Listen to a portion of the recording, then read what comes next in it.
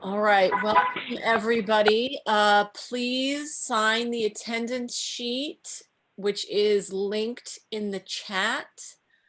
For interpreters, please dial into 347-966-4114. The conference ID is 780-089-450. Unfortunately, we only have Spanish translation tonight. And if the interpreters could please interpret those instructions.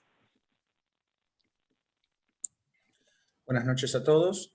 Para la interpretación en español, por favor llamen al número 347-966-4114 y luego pongan el código de la llamada que es 780-089-450 numeral.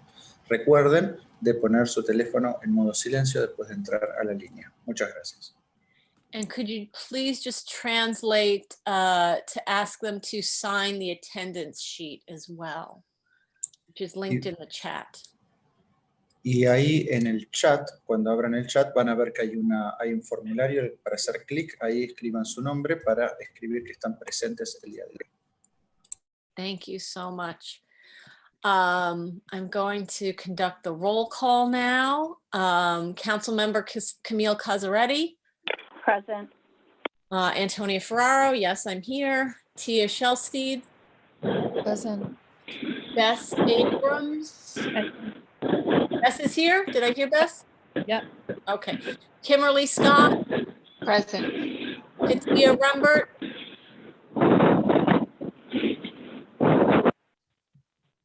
Katia, I couldn't hear you. I think you're here. I don't see her anymore. You don't see her on the list. anymore? No. Okay. Claudia Lechuga. Here. Mark Bizzard. Here. Ivan Banda. Here. I'm on the phone. I'm here. This is Ivan. Great. Crystal Kaysen. No Crystal Kaysen. And we're not sure about Katia. She kept losing the call before. She's been in and out 3 times. So I'm going to say Right. she's So trying to she's get on. probably gonna join us. All right. Okay, thank you so much for coming to the District 15 Community Education Council meeting tonight. We appreciate your time and we're glad you could join us. For those of you who are new to CEC meetings, there are 32 CECs throughout the city, plus 4 citywide councils. Each CEC represents a community school district and each is made up of 11 volunteer members, 9 of whom are elected by PTA leaders in the district. The remaining members are appointed by the Brooklyn Borough President. CEC15 is a state mandated public body responsible for ensuring that public school parents and the public have input in educational decisions that are made at the school district level. Our council reviews education policies and advocates for high quality education that benefit all of our District 15 public elementary and middle school students. There are 35 elementary and middle schools in District 15.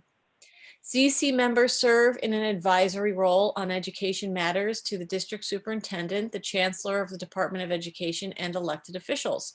We approve district school zoning lines submitted by the Department of Education. We evaluate our district superintendent.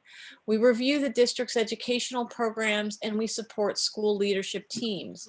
We also submit recommendations for the School Construction Authority's annual capital plan. In conjunction with the DOE, we hold joint public hearings on proposals affecting schools in our district. Currently, we are working with the DOE to collaboratively and effectively rezone 7 schools in subzone 3. We actively seek input and feedback from the public and encourage you to visit our website, cecd15.org. Take a look at our Facebook page and write to us about any issues you may want to address or learn about. All of our names and contact info are available on our website. Is Katia here now? She is. I am. Okay, great. She's here. So good evening, everyone. I'll be telling you the teleconference protocol. Due to COVID-19 health crisis, CEC15 will be practicing social distancing. We will be conducting meetings through teleconferencing until further notice. Tonight's calendar meeting will include a public comment period so that we may allow for additional feedback from our school communities. The general rules of engagement. For your own privacy, we ask that you turn off your camera and please use audio only. Please also sign into the Google Doc link in the chat. When you comment, please respect the privacy of others and please do not include the names of children or staff. The public comment period is meant for comments, but as it is customary, CEC 15 wants to hear your comments and concerns and help you get them addressed as needed.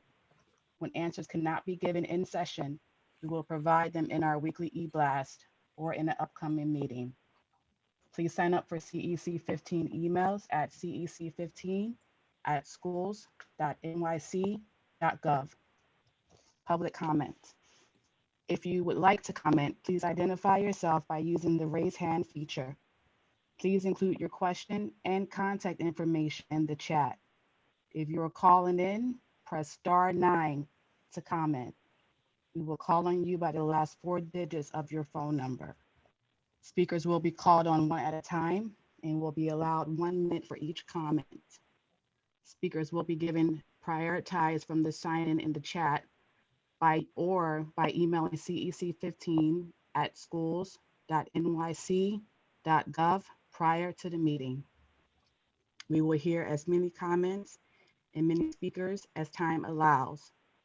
If you prefer not to speak, but would still like to submit a question or comment, it is possible that not every question will be given time. So the best way to get your questions answered is always to write to the CEC. And please remember to sign into the attendance sheet in the chat. I hand the floor to Camille.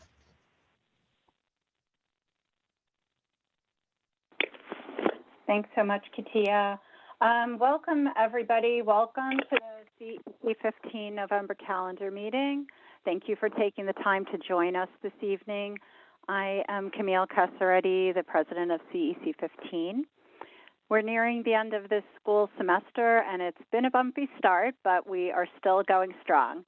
Currently, the city is still below the 3% COVID threshold, and schools are remaining open for the time being.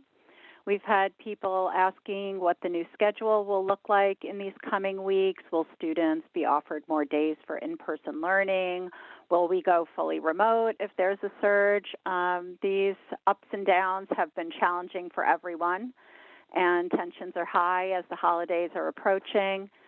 Don't forget to take care of yourself. Try to stay calm, get some exercise when you can, where you can. It's very important to stay healthy and strong. If you feel like you need help, please reach out to a friend. The DOE has a lot of resources to offer. You can find them on the schools.nyc.gov webpage.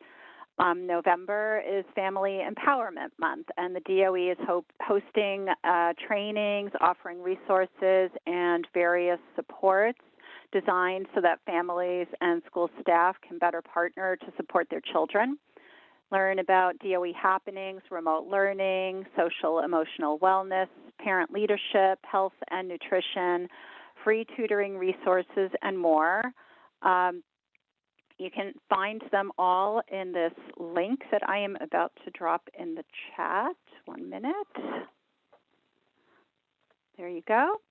As usual, there are a lot of meetings coming up this week and in the coming weeks. This Thursday, November 19th at 6:30, CEC15 is hosting a Know Your Rights Forum with the Mayor's Office on Immigrant Affairs. Thanks to Antonia for organizing this very important event. We ask that you please share this information with your school communities. Our non-English speaking families are very important to us, and we want to make sure that they're being properly represented. CEC15 is currently seeking a member to represent our ELL students and families. We need your help in finding a candidate. The ELL member must have a student that qualifies for ELL status or has received ELL services within the last 2 years. If you have someone you'd like to nominate for this volunteer position, please write to CEC15 at schools.nyc.gov. There is a simple application to fill out that's posted on our website at CEC15.org, and an email was sent out last week. So please do help us with that search if you can. Our Diversity, Equity, and Inclusion series just finished our 6th session of 8. I'm going to drop that in the chat as well. Videos can be found on the CECD15.org webpage. Our next sessions are on Monday, November 30th and December 14th. All of these meetings are held on Monday afternoons at 1 p.m. Our next session topic is moral imperatives, orientations towards helping others, and developing concepts of social equality. We hope you'll join us for these info sessions that are packed with information about District 15's efforts to advance diversity, equity, and inclusion in our schools. Tonight, the Participatory Action Research Team will be presenting their initial recommendations on the outreach done to school communities in the subzone in the northern part of our district. They've done a stellar job at reaching as many people as possible during the pandemic, and we appreciate all of the work that they've done so far in engaging community members around the potential rezoning of the 7 elementary schools. That includes PS 15, PS 29, PS 32, PS 38, 58, 261, and 676 in the areas of Red Hook, Carroll Gardens, Cobble Hill, and Borum Hill. I will just share this link of the PAR team's website, although I'm sure they will share that with you again later tonight. We're excited to see their presentation and interested in hearing from you all on this call about your initial thoughts. Share your thoughts in the chat or during the public comment period. Know that we are available by email anytime to receive your feedback. And please do share this information with your school communities and anyone with young children who might be entering the system. If you're not already receiving CEC emails, please send us an email so that you will receive announcements about upcoming meetings.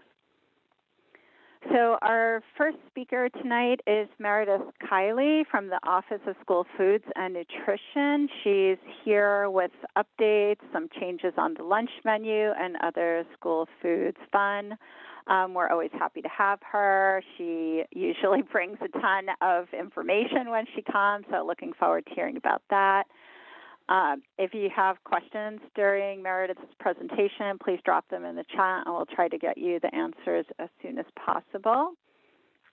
Meredith, are you on the call?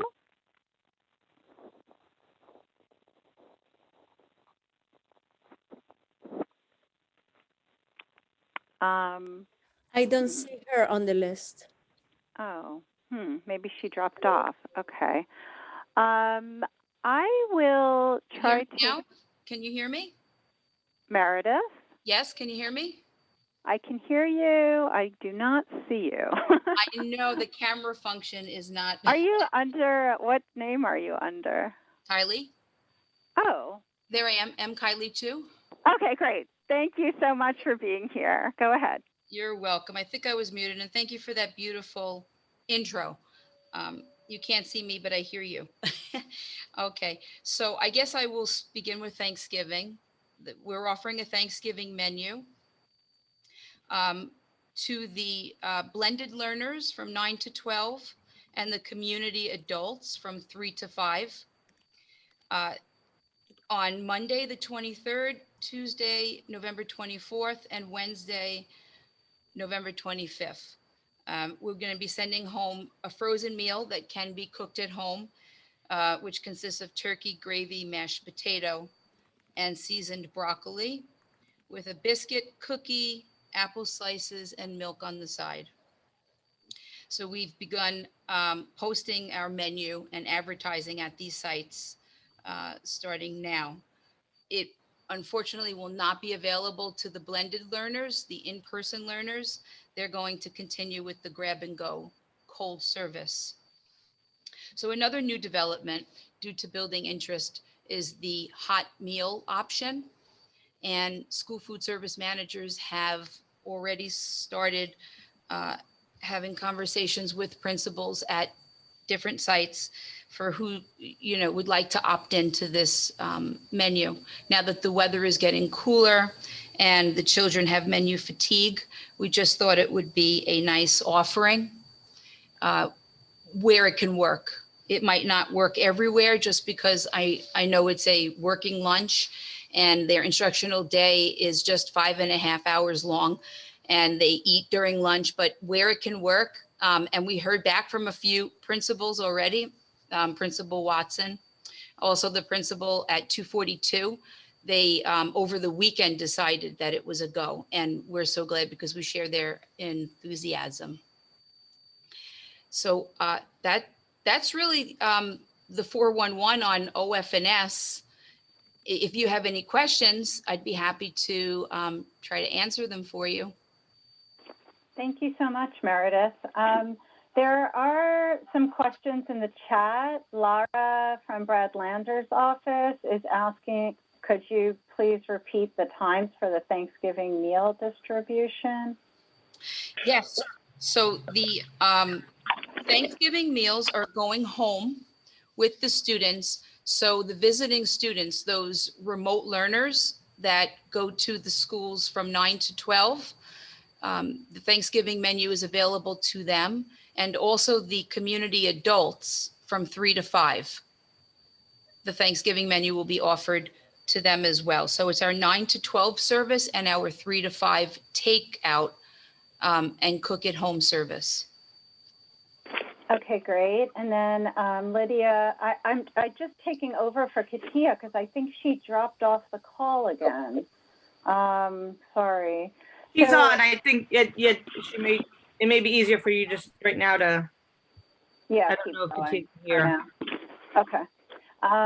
So Lydia is asking, share a link where families can look up meal locations.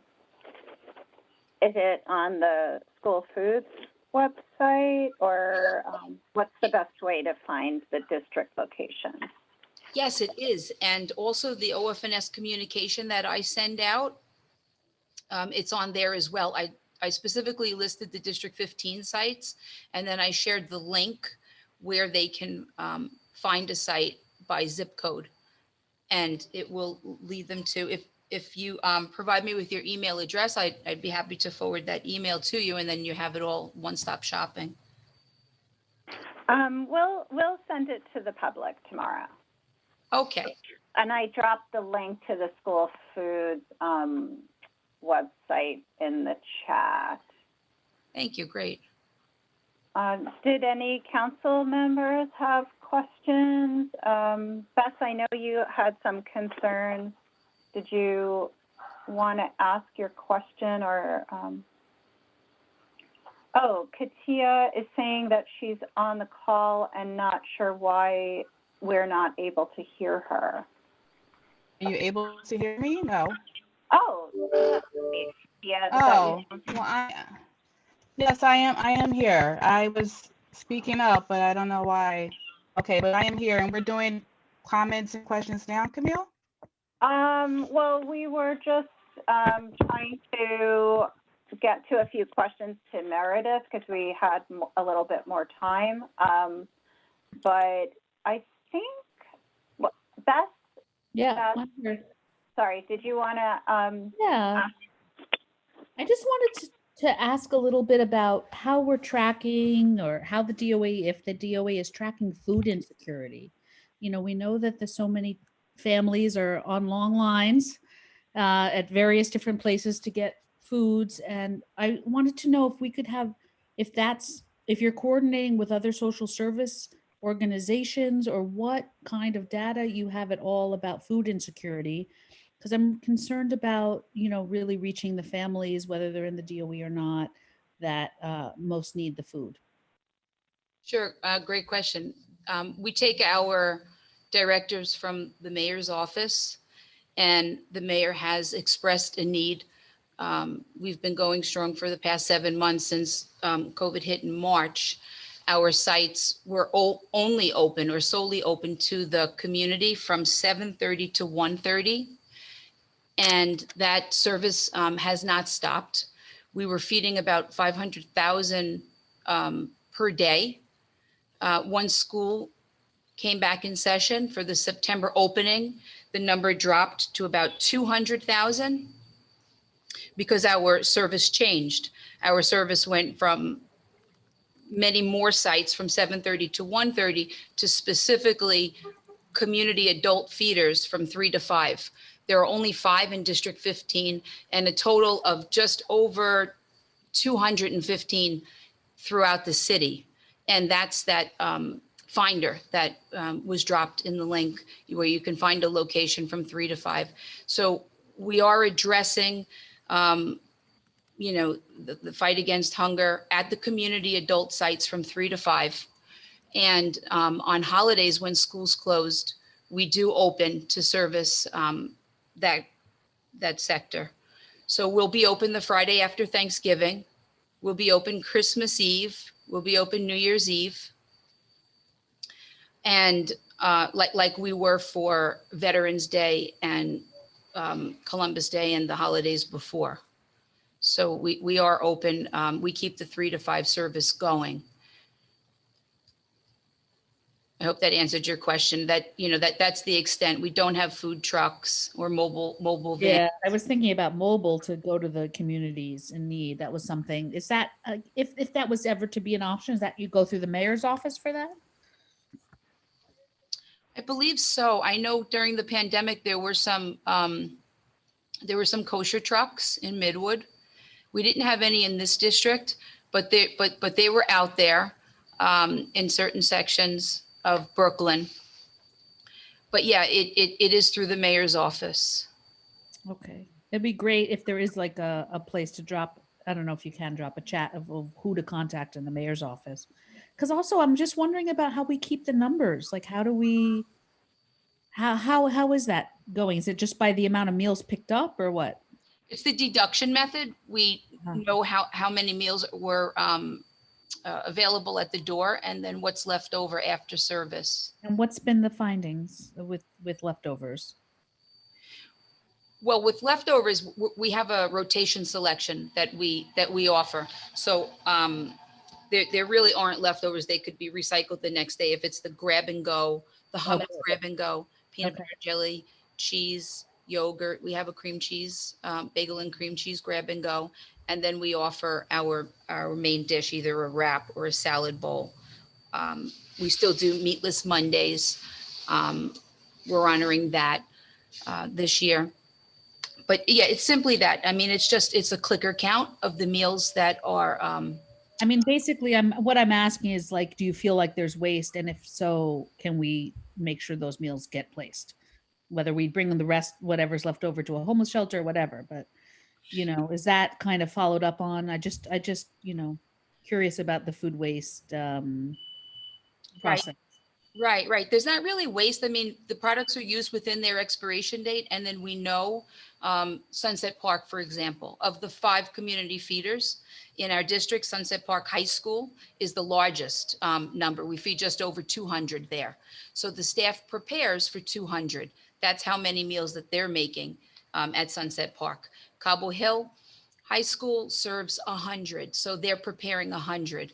And, the date does go pretty far on the yogurt and the hummus and the cheese. Okay.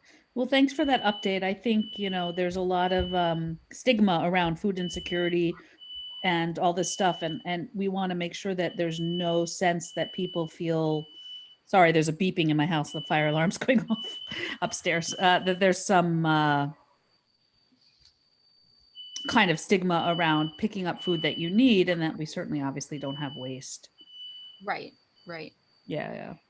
I just, we want to be supportive. That's all. We want to be supportive of getting the food out there. We have the food. We need to get it to the people. So, Right, you right. know, any way that the CEC or even community members can help with that distribution, please let us know. Thank you. Will do. Thanks so much, Meredith. We really appreciate your time, and thank you for always being there to come whenever we ask. Take care of yourself, and we'll look forward to speaking to you again soon. And thank you so much again for coming.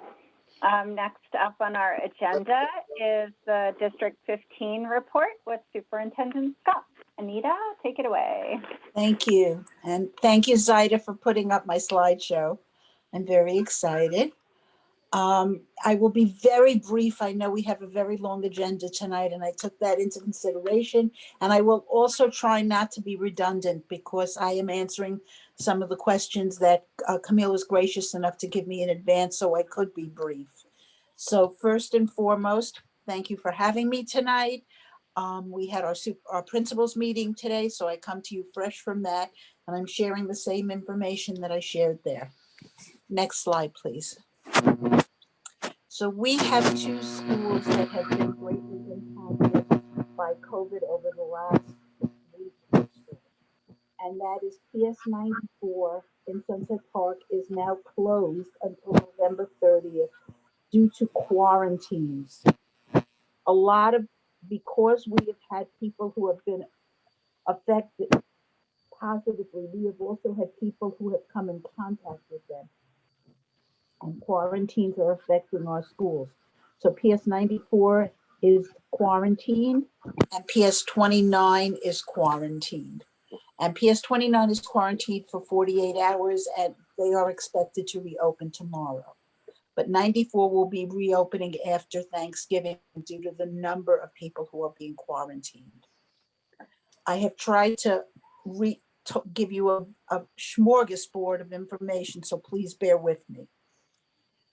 Parent-teacher conferences are all virtual, and there has been a very conscious effort this year to provide time for more parents to access the meetings. I spoke to a principal today, and he spoke to me at length about how they have used a very, very tight system that allows parents to pick certain classes to visit for a shorter period of time to make sure that they're open to all the families who don't get the opportunity to sign up very quickly, much the way tours were done previously. So this gives more people an opportunity. Parents who cannot sign up for the time frames have the opportunity to sign up for teacher time during the week for conferences then. So nobody doesn't have the opportunity to meet with their teacher. They're available to them. Special education requirements are being reviewed in line with new state guidance. Not many changes are expected, and schools are working to ensure that all student needs are met. Schools have worked to guarantee that all related services are provided remotely or in person based on parent choice, including guidance counseling. Next slide, please. Okay, I've gotten a lot of emails about this, so I want to take a few minutes with this. We are in the process. We are in the process of revamping based on the opportunities for families to reselect a model. As you know, it closed on Sunday. And so now principals are getting the information actually Monday, getting the information as to which families have chosen remote, which families have chosen blended, and they are revamping their programs. Many schools are now going to combine some classes and offer more days of in-person learning. I have been pushing all along for a 2-cohort model, and more schools are moving to a 2-cohort model. Some of our schools are already offering this option, but we always have to take into consideration 2 key variables. One is the number of students selecting remote learning so that there is room for kids to come in more frequently. And two is the COVID CDC classroom requirements. Schools have a finite amount of space and they can only limit and admit the kids that will fit that space with the adults. And there are very clear guidelines around this. Some parents have asked about 5-day programs, and some schools are already offering 5-day programs for 12 to 1-to-1 special needs students, and more are seeking to expand these services to other students, including ENLs and some early childhood students, if they can do it. So these are the things that your principals are thinking about and trying very hard to do. Please note that Little Brooklyn Pre-K, our district pre-K sites, are offering a 5-day-a-week pre-K program already and have been all along. So this is something to think about. And while there are some challenges, and I know this is far from perfect, and there have been significant rediscussions about what should and shouldn't be offered at the highest levels, we are still working to ensure that remote and remote blended days offer children challenging project-based learning.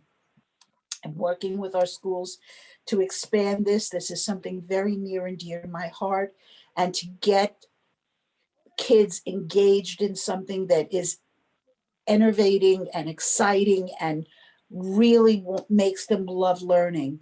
And I think that this is something that is beginning to happen. And I've gone to a few schools and spoken to faculty already.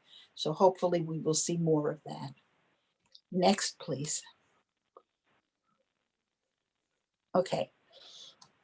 So Bess, this is an answer to your question about food insecurity. I don't have numbers. What I do have is anecdotal evidence based on interaction with CBOs. So where we do see food insecurity is Sunset Park, and they have been working with the Center for Family Life. And I had mentioned this previously, but thanks to wonderful donations, the Center for Family Life was able to expand their days. So they were originally doing 4 days a week. Now they're doing more.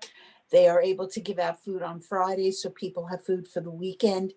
There has been a lot of food distribution.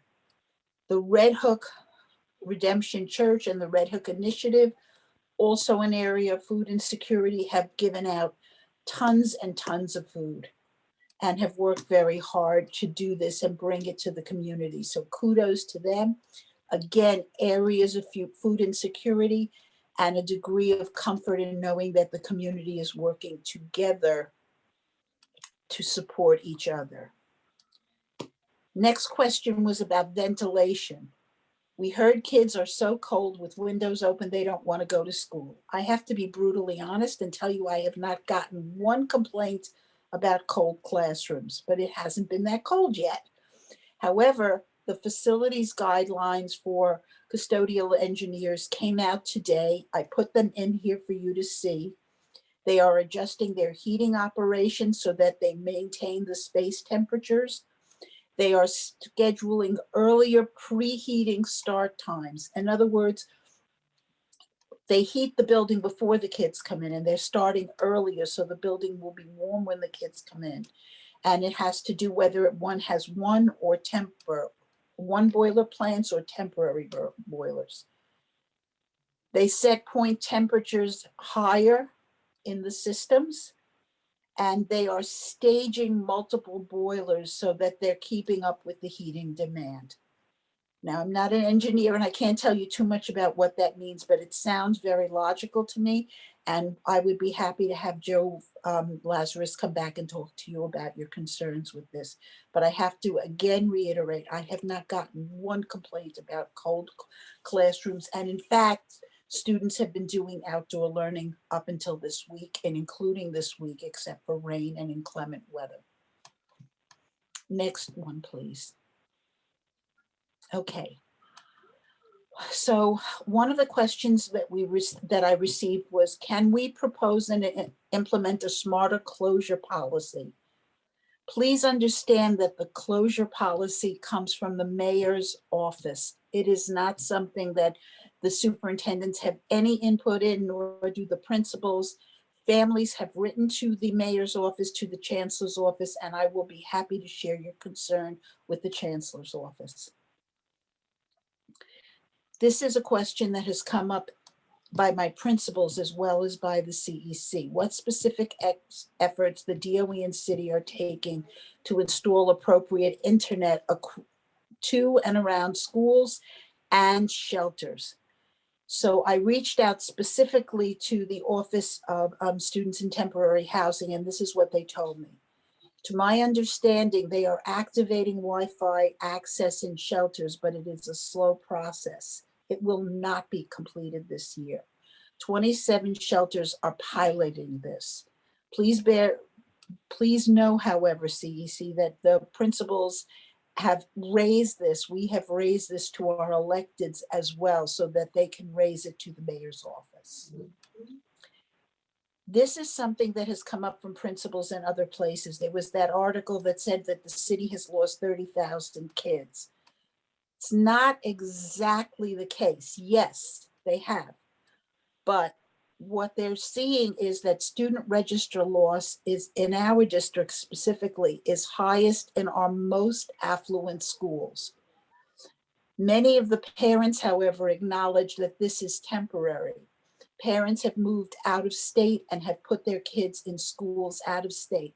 I had a whole conversation this week with a parent over email whose son is going to private school in Vermont right now, but she's committed. She's like, I want to make sure he's involved in the application process for middle school. So that is something that's impacting this. In terms of funding, the Department of Education is cognizant of this, and we are again raising this as a real concern going forward so that we don't want our schools to be penalized because of the lower counts, the projections, and we're working to make sure that that doesn't happen as yet. Okay, I am really excited about the middle school process because I think that this is going to change the world. We are going to enable our families to tour as many schools as they wish at their convenience. Each school will be developing a brief video tour. They will be having one virtual meeting where they will show the tour, but they will be posting the tours on their website. We will be posting all the tours on our website. We will share them with the CEC, so there will be links all over the place. Every school will get, every elementary will get a complete set of links so that they can share them with their community, and parents can go in and look at as many schools as they wish from the comfort of their home. They don't have to sign up for a tour. What we're working with Central on is having subtitles in various languages. And they're in the process of telling us how to do this. So we're very excited. So we don't think that this is a deficit. This is a way to enhance inclusivity in admissions. We are definitely not losing the impetus of our diversity plan. And we have families that are very excited about this. And in terms of the metal detector conversation at Collegiate, I have to defer to the high school team on that because I'm not involved in it. So that's those questions. Next one, please. Now, are there any questions or comments? Thank you, Anita. Katia,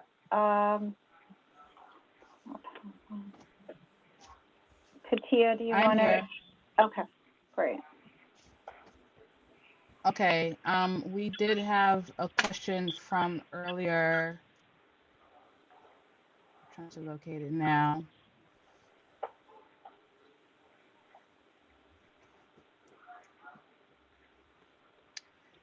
Okay, actually,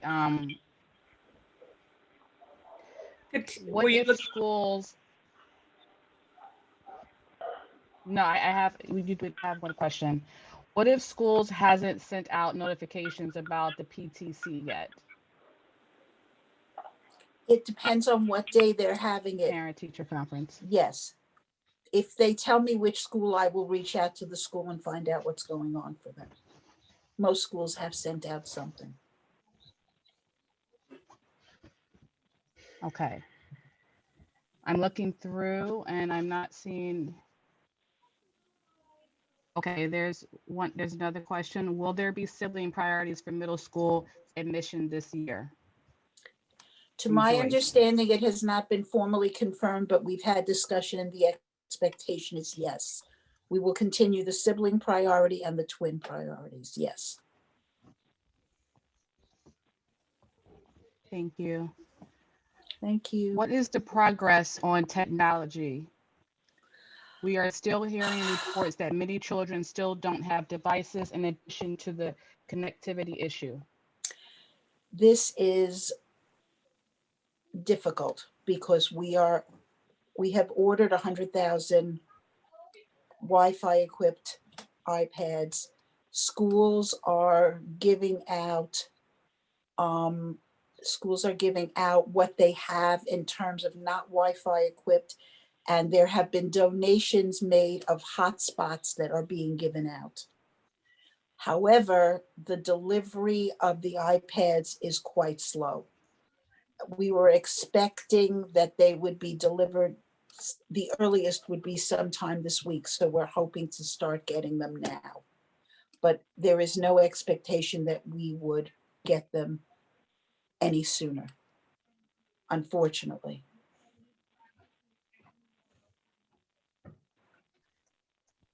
Okay, thank you. So Okay, very quickly, we don't know when the middle school applications are going out.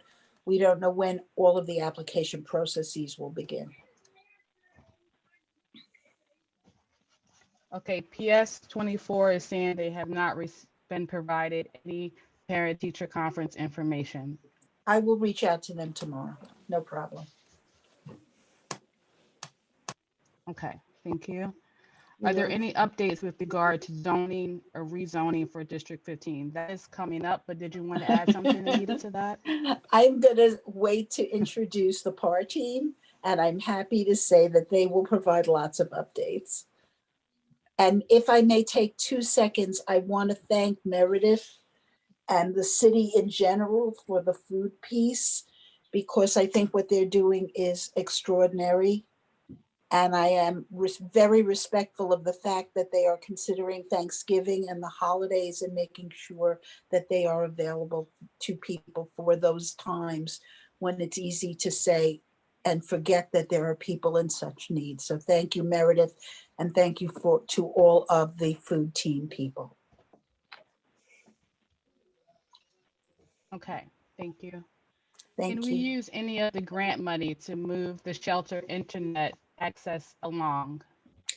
So the grant money has nothing to do with the shelter internet. The grant money is specifically an integration grant.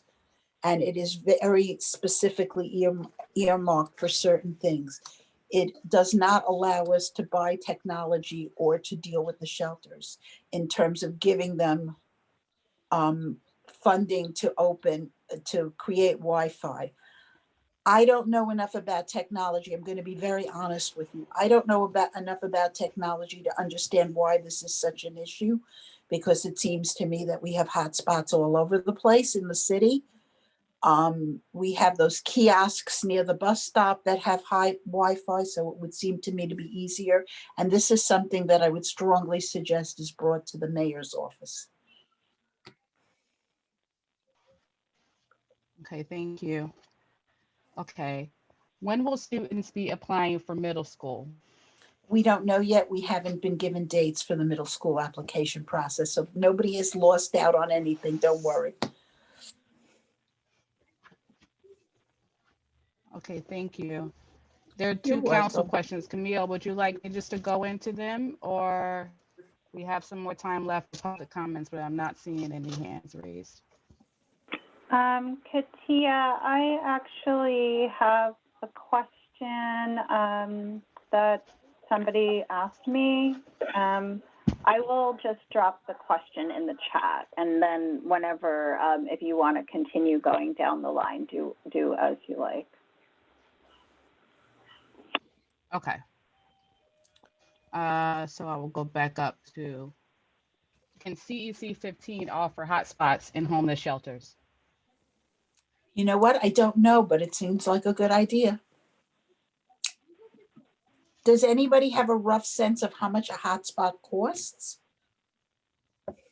I will look into I it. do not personally. I just wanted to find out if that was something that you would be open to, or that you think that would be an option. So I'll find out what the cost is and we'll discuss it. Thank you.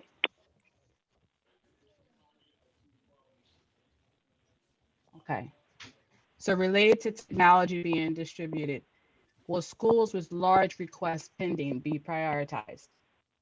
The schools that are the schools that are being prioritized are schools with the greatest need in terms of having students who are English language learners, students who are special needs, students in temporary housing. Those are the students who are being prioritized. We have prioritized a number of schools in Sunset Park and Kensington.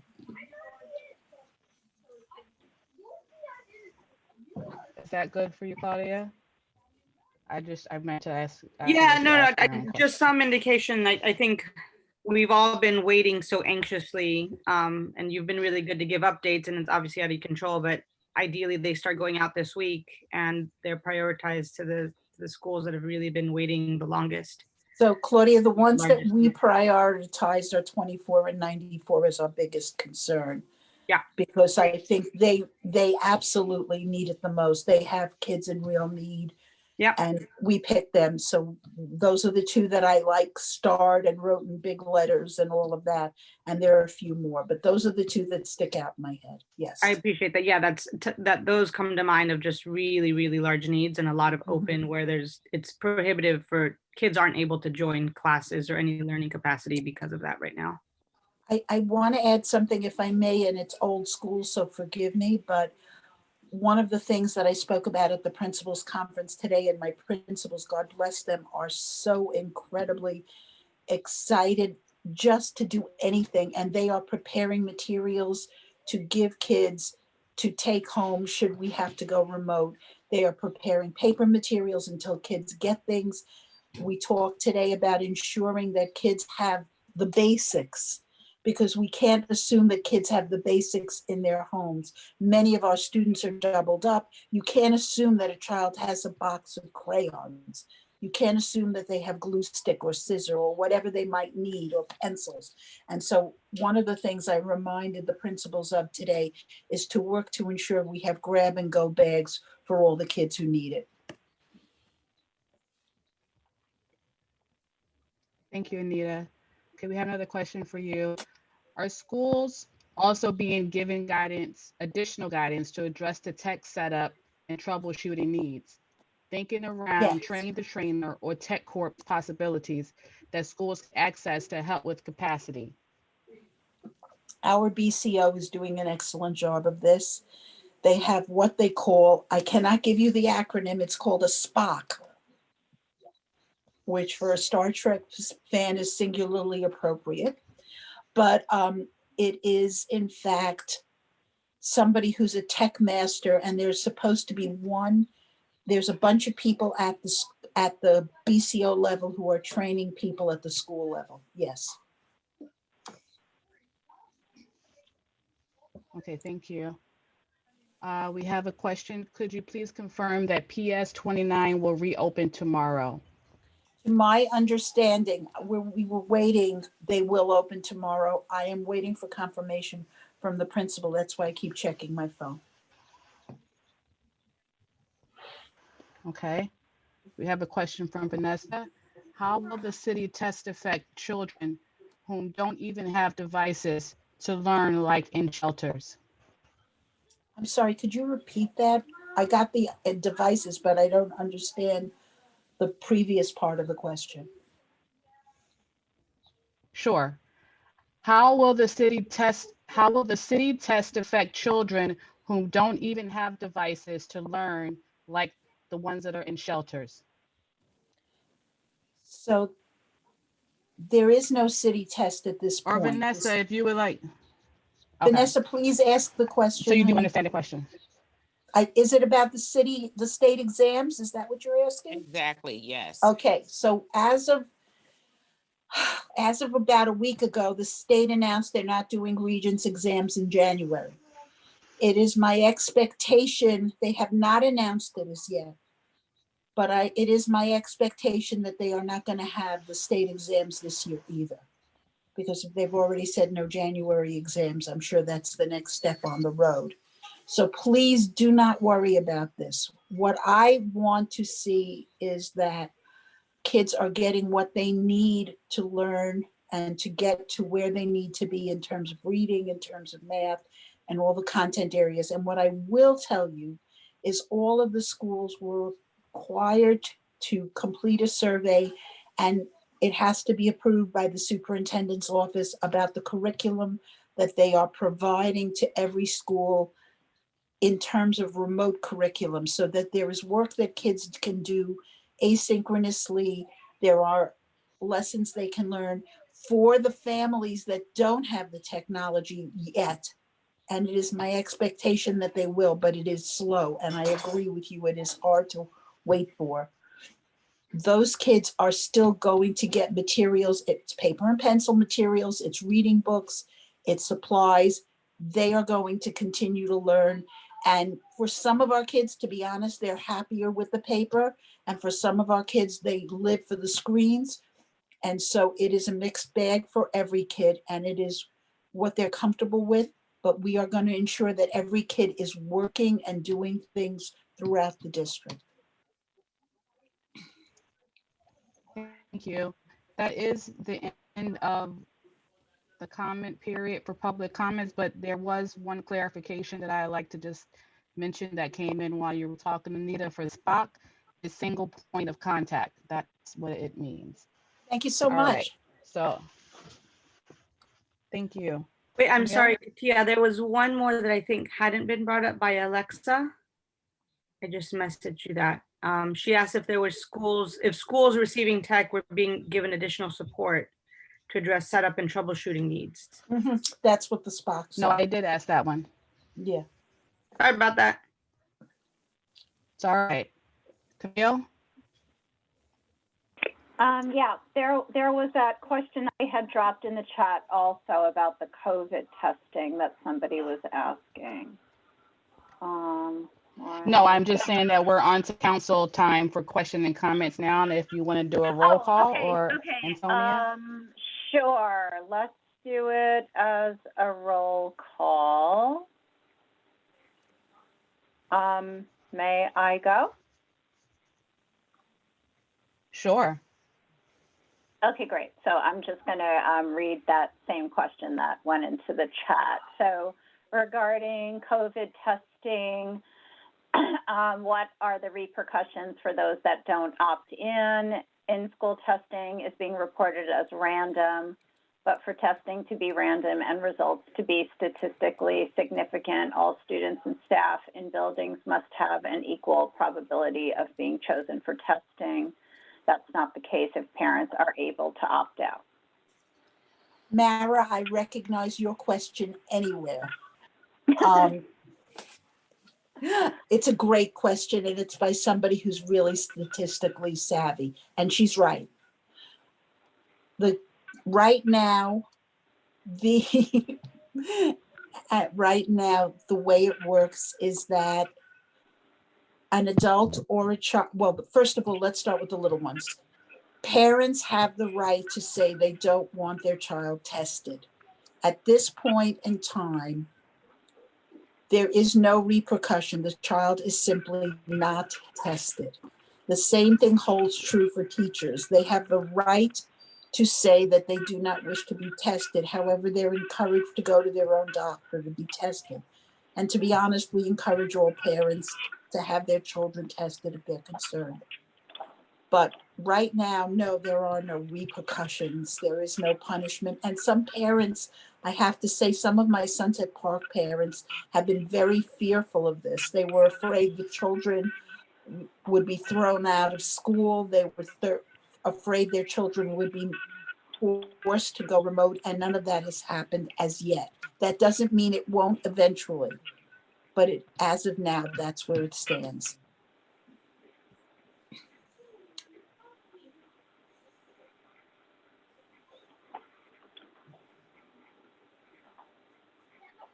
Antonia? Oh, thank you. Hi, Anita. I have a quick comment and a question. I will lead with the comment.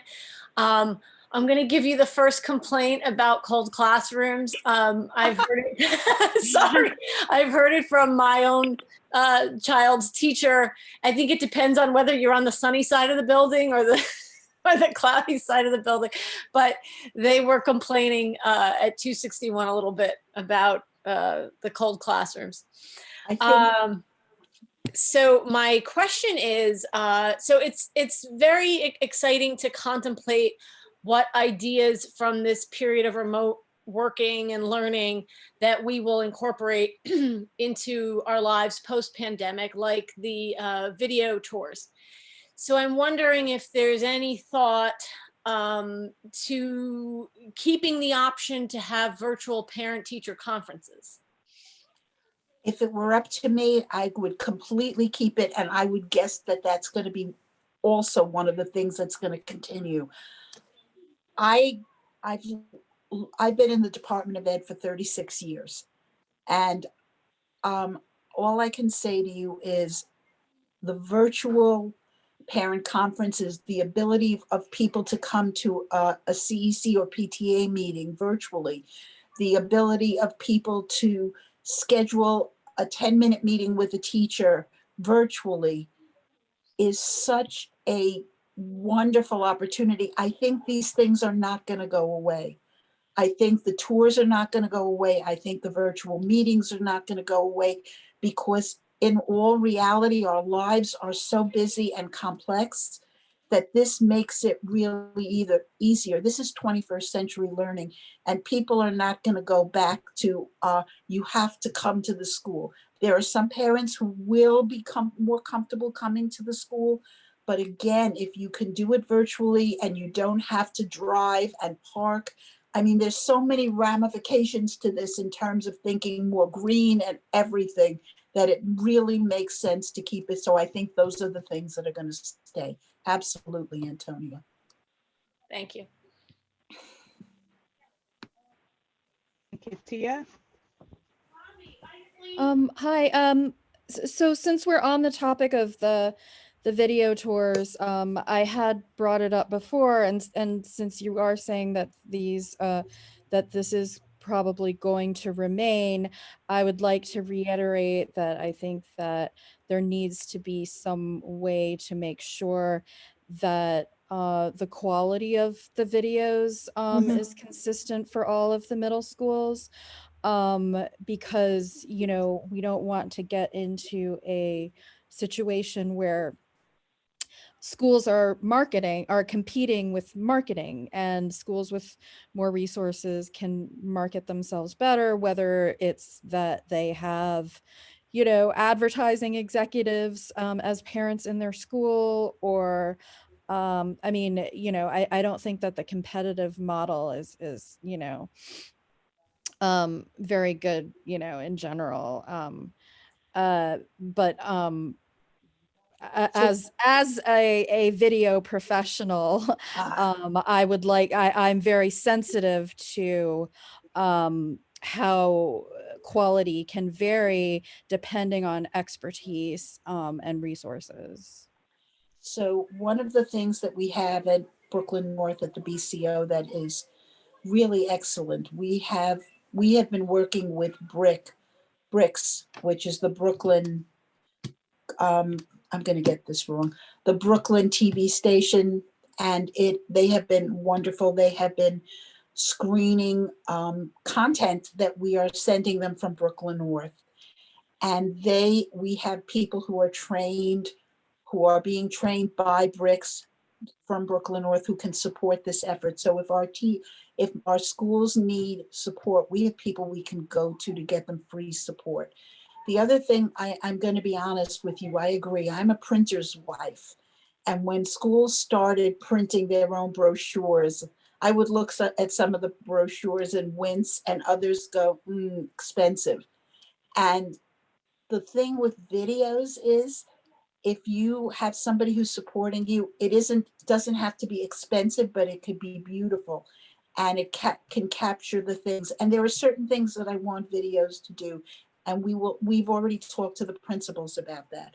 I want videos that capture students talking about the school, parents talking about the school, the community talking about the school. I want them to be able to see the building, but also to see the kinds of work that happens. That's the concern that I have. Flashy, I love flashy. I'm a little kid. I like beautiful. So we will support schools, and we will reach out for help to make sure that they're getting what they need, so that it isn't competitive, because our schools are wonderful and they each deserve to be seen in their best light. Thank you. Bess, do you have a question? Bess? Okay, maybe she stepped away. Kimberly? I don't have a question, but I do Cameron? have a comment to echo Antonia. This will be your second complaint of cold classrooms. My daughter has been complaining of that for a month, at least a month now. So I'm surprised that you haven't already heard about it. Just letting you know that it is an Kimberly, issue. which school, please? 88. Thank you. I will talk to the custodial staff at both schools, 261 and 88. And if anybody else has a complaint, please let me know. On for questions. Thank you. I'd like to know, this is Katia, when we're expecting the tours to be in multiple languages. So I spoke to the Office of Enrollment, and they told me that there is a protocol and that they would give me the information so that you could do subtitles in multiple languages. And they're going to get me the information. They're going to hook me up. All right, so the hookup. Thank you. Claudia, do you have a question? I did. Thank you, Katia. Superintendent, you mentioned something about the special education services, and that I think you said all of the families have been, there's been an attempt to access all of them. I'm just wondering if there's any stats, at least in our district, of services being provided. There is, and I will be glad to get them for you. I don't have them off the top of my head. I'm sorry, but I will bring them to our next meeting so that you have them, if not sooner. That'd be great. And just in particular too, just families that are not receiving any services, or how they're receiving services that are in their IEPs or their educational plans. Just from a few families in our neighborhood that I've spoken with, of them not having or having an IEP for specific services, but there not being enough providers that are servicing their school, whether it's online or in person. So they're actually not receiving services. So just an idea of like if that's being impacted by shortages and how that's being addressed, but really just looking at the numbers of how many families are sort of not receiving their intended services at the moment. So what happens in the Department of Ed is there are DOE, what are called related service providers, and I think that's what you're alluding to. And they provide things like OT, PT, speech. These are people who are working for the Department of Ed. They come in, they do adaptive phys ed, things like that. Oftentimes, if there are a lot of kids, there are not enough providers, and we work through agencies. And we apply to agencies who then hire out to the schools. So there is, without question, there will always be not enough to go around, but we do use agencies to add to the count, so they support them. So yes, they're supposed to get their services, and that's something that's in the process. It's a little more complex between the balance of in-person services and remote services in terms of what agencies provide, but I will get you the information. Great. Thank you. Mark, would you have a question? No, good evening, Superintendent Scott. I do not. All my questions were answered in Superintendent Scott's preamble. She caught mine early, so thank you very much. My pleasure, Mark. Thank you. Yvonne, would you have a question? Yeah, well, actually, I was just tying along Claudia's question about the services, special education services, and my question was going to be about the in-person. I mean, there is any numbers, or but I think you kind of answered it. But I just want to have a better picture of the schools. I don't know, whatever you have at hand. I absolutely will get you the numbers, but again, in related services depend on two things. They depend on if the child is a child who is in school for blended learning, then they have the opportunity to get related services in school, or they still have the opportunity to get related services virtually. The same holds true with remote. As I said before, it depends on what's being offered at the school and how they arrange it. And I will get you more information. Thank you. Thank you, Anita. You're welcome. Yeah, Thank I do you. have a question. This is Vanessa McKnight. Referring back to children who don't have devices, whether it's in a shelter or just they don't have the devices as of yet.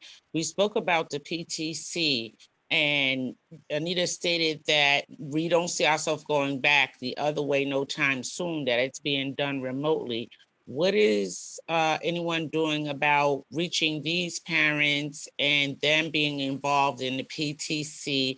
My second question is, are there any services, since these children don't have devices, kudos to all the teachers doing their best to help these children.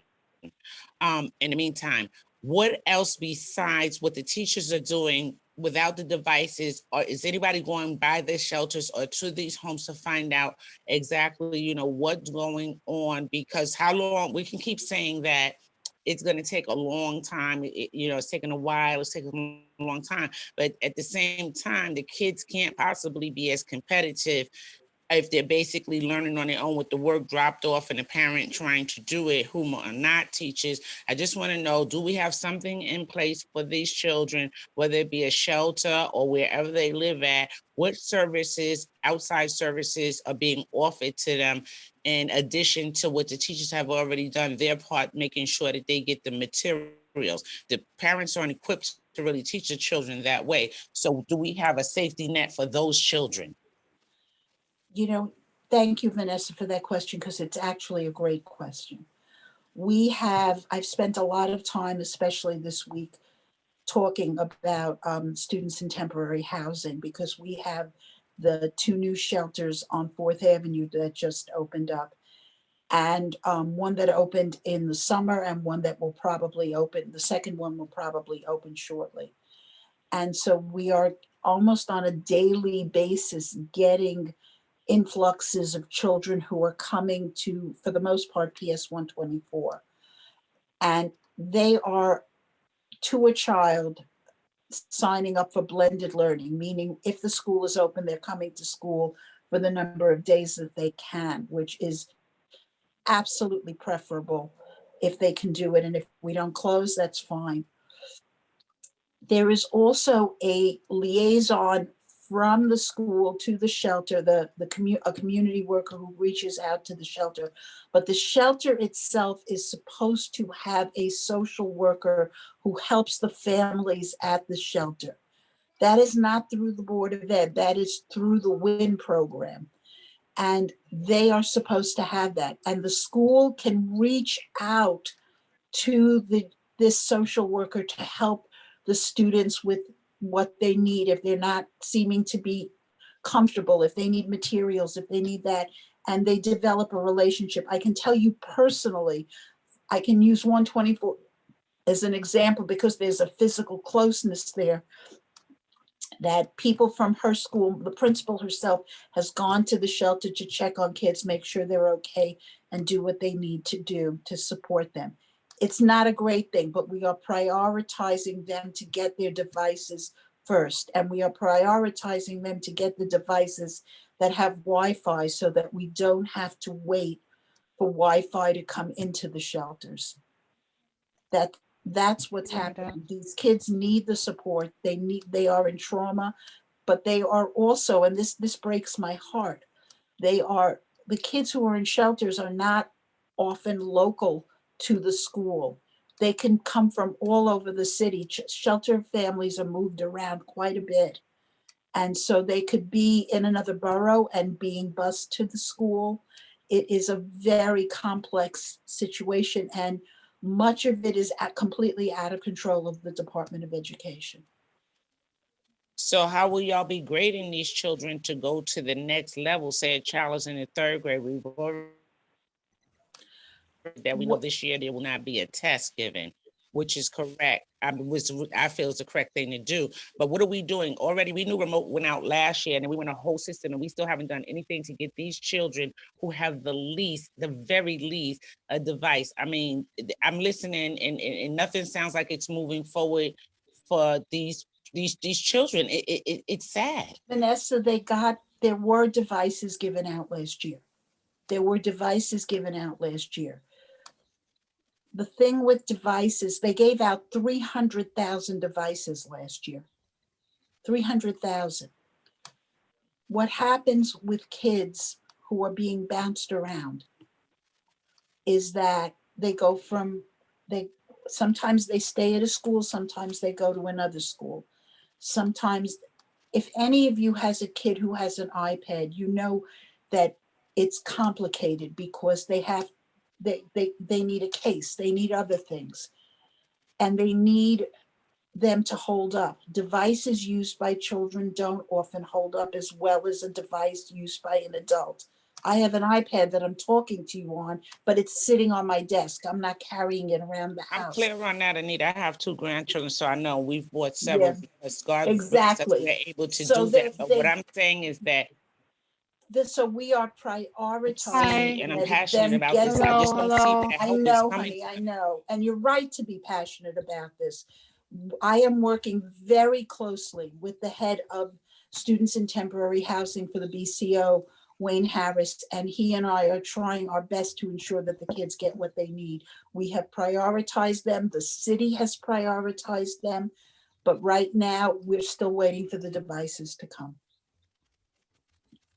Anita, I'm wondering if maybe you can speak with Vanessa after the meeting or at another point. I'm happy to do that. This conversation I'm happy to do that anytime. Okay. Vanessa, I hope that works for you. Absolutely. Thank you, Katia. We have to move forward. Oh, no problem at all. We have to move forward so we can listen to the PAR team. Camille, would you like to introduce them? I think Anita was planning to introduce them. So it is my great pleasure to introduce the PAR team, of which Vanessa is one of them, and Maddie. And I don't know who else is here, so I'm going to let Maddie and Vanessa introduce the actual members, but I need to say something about them. Oh, I see Nancy, so I know she's here. I have to tell you that these are some of the hardest working, most committed people who care so much about really understanding our communities and really reaching out. They have done some amazing work. They have gone into the communities and they have really enfranchised people to believe that they are powerful and that their voice should and is necessary to be heard. And it's about damn time. And we are so proud of the work that they're doing. They went out into the community, they brought information, they served as leaders, and they did great work. They were a very mixed bag. They were parents from different schools. It was not just one group of parents. It reflected everybody, and we are very proud of their work. I am particularly proud of this because we're the first people to do this. So I always like a little kudo for District 15. But this is a change. This is a remarkable change. What has happened here is that we literally heard the communities say they needed more information, and we found a way that empowers the community to share information with each other. and to hear what their thoughts are. And that's what you're going to hear tonight. It is completely from them. We had no input in it. We talked frequently in terms of gleaning information, and COVID did not stop them. It slowed it down a little, but it did not stop them. And it is with great pleasure that I thank them profusely, because you are absolutely people who are groundbreaking in terms of what rezoning looks like in New York City. And so with that, I'm going to turn it over to Maddie, who is going to do the presentation. Thank you. Thank you so much. Hi, everybody. We are so glad to be here and to be getting this opportunity this evening to share our work with you. Thank you, Superintendent Scop and District 15 for the support to do this work. And thank you to the CEC for your support as well, and for having us here and making this space for us tonight, for all of us. We have a lot to say. And we know that many of you who are here have been to countless town halls and CEC meetings and community meetings and Zoom meetings. Now we're all on Zoom together to kind of talk about this rezoning over the past year and a half or so. There's a lot of care here in this space tonight and in our community around this topic. You know, for us, as part of this process, we've spent the past 6 to 9 months working hard and gathering perspectives and experiences, dreams and desires from across the community around these questions, around understanding rezoning and understanding equity and how the two fit together, and just what our experiences and dreams and desires are around schooling for our children and for our communities. And we've really grounded our work in and with the communities that are too often left out of educational decision-making processes. So we invite you, we're going to share a lot. We invite you to kind of be here, be open, and to hear the perspectives we've been working so hard to include through our work. And we thank you in advance. We're grappling here tonight with we're going to share with you all the ways that that this thinking about the rezoning is kind of a gateway into grappling around some really tough issues. So we thank you in advance for listening. And I'm going to share my screen. If you'll just bear with me for a moment. And so tonight, in terms of technology, we're going to be sharing screen and some audio, and we do have to bounce between a couple different slides, two presentations at one time. So you'll just bear with us. You know, we're doing our best to figure out this Zoom world. If you can't hear something, you let me know. And then we'll try it again. This presentation tonight is going to be a presentation of many voices, and many of us from the PAR team are here tonight. And it is a presentation of the District 15 Participatory Action Research Project, which, though it is participatory action research is what I do, I still can never pronounce it correctly. So it's much easier to just call it PAR. And that's what we do, the PAR project. Participatory action research is an approach to research or producing knowledge, making meaning, where those who are most impacted by a question or a problem or an issue are the ones who lead the inquiry from soup to nuts. So in PAR projects, we're guided by the principle, nothing about us without us is for us.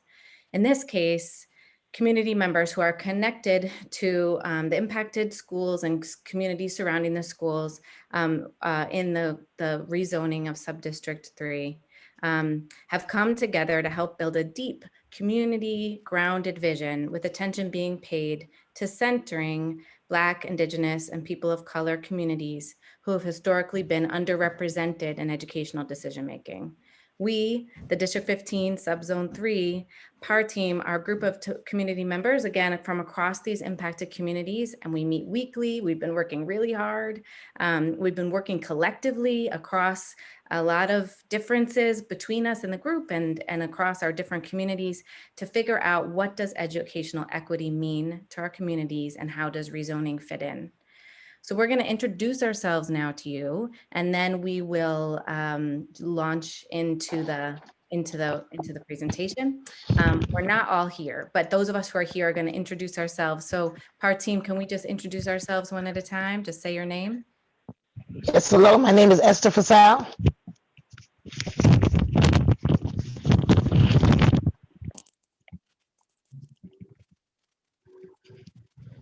Ashley, you here? Sure. Hi, Ashley Hamarth. My kids are at PS2621. Marcy? I think we're just going down we'll just go Carolyn. Carolyn Lochran. My kids are at 58. Vanessa McKnight. I have 2 grandchildren at PS15. Nancy Randall. I have 2 children at 58. Marcy Roth. I have 2 kids at 58. Natasha Rossi, and I'm a PS38 parent. Some of our team members aren't here tonight because they're working, so we've made sure that they're included via audio recordings. They are Crystal Vega and Jeanette Torres, who are both PS676 parents. And Crystal really wants to be here, though she is working, so she may pop in and just want to say hello and introduce herself, and we'll let her do that whenever she is able to come in.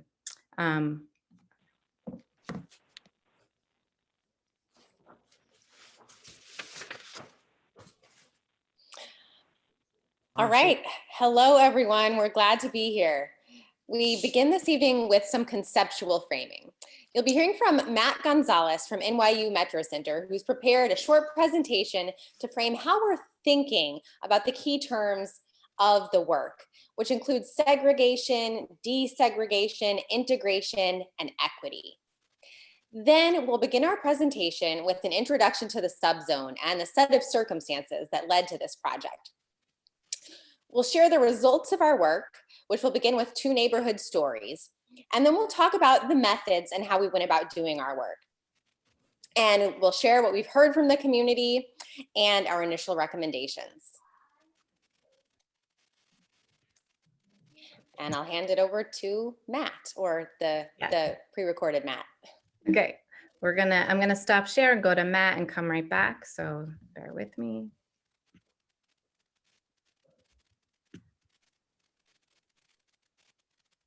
Nope, the same share, just have to go like this.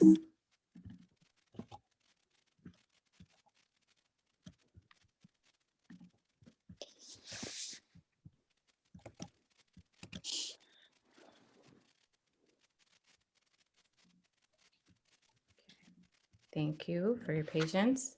Here we go. So Matt couldn't be here tonight. He had a conflict, but he's been part of this team. Matt Gonzalez, who's the Director of Integration and Innovation Initiative at the NYU Metro Center. And so he prepared this short presentation. Let me know if you can't hear someone right away. Good evening, everybody. My name is Matt Gonzalez. Sorry I can't be with you in person. I'm at another meeting right now, but I really hope my short presentation is really helpful. Have a good evening and enjoy. You can hear, right? Yes, we can. Thanks. Yes. So I know we're here to talk about the District 15 PAR rezoning, and in the context of that, there certainly has been a lot of conversation about what this means for integration. And so before we kind of move in that direction, I want folks to think a little bit about 2 different ways to consider these terms that we throw around. So we really often use desegregation and integration interchangeably. And what I want to suggest is that we really think of these things separately, especially when we're talking about public policy that's going to impact what's going to happen to young people. So when we're thinking about desegregation, this is really about an acknowledgement and an understanding of the historic impact of racist housing and school policy that has built a legacy of segregation across this country, but very much in New York City through various mechanisms like housing, like the drawing of district boundaries, like the use of exclusionary admissions policies. And so when we think about desegregation, it's really about identifying and dismantling policies that facilitate and perpetuate and support segregation. That also includes the implementation of policies that facilitate and support diversity and access and mobility.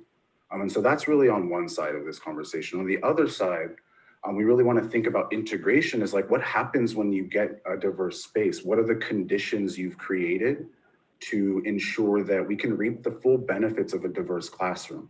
And so that includes the equitable funding of all schools and communities, right?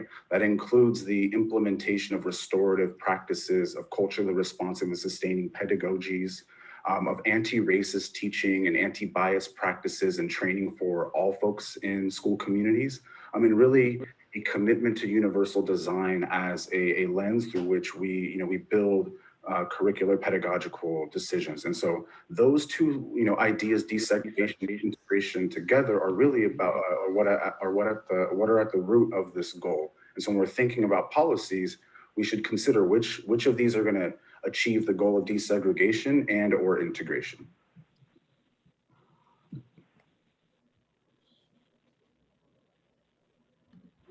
So just some quick examples of what desegregation policies look like. This could include zoning and district boundaries. This could include the elimination of exclusionary admissions practices and policies. This could include the implementation of pro-diversity policies like New York City uses diversity in admissions. Other districts like District 15's middle schools use it at weighted admissions and a lottery to assign students in a more diverse and equitable way. And also, I think we always forget, but the implementation, support, and resources of transportation to ensure that, students have access and mobility across communities and across, district and boundary lines. So just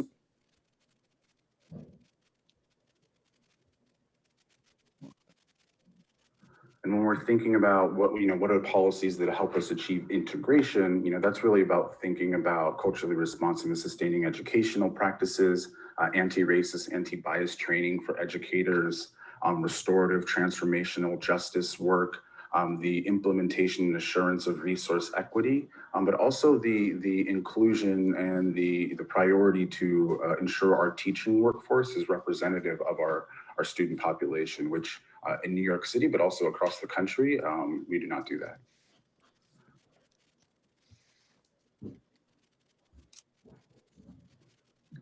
So with all that being said, I'm going to introduce a framework that many of you may be familiar with, but that really, is kind of the lens with which I think about integration and desegregation. And so many of you may have heard of the 5 R's of real integration. This is a policy that was developed by students from Integrate NYC, which is a youth advocacy organization and has been developed over the past 4 or 5 years, really through young people's voices and their analysis of the various manifestations of segregation.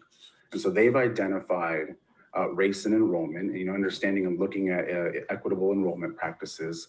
They've also understood resources, the disparities in resources are a function and a manifestation of segregation. And so making resources equitable is a vehicle for driving integration.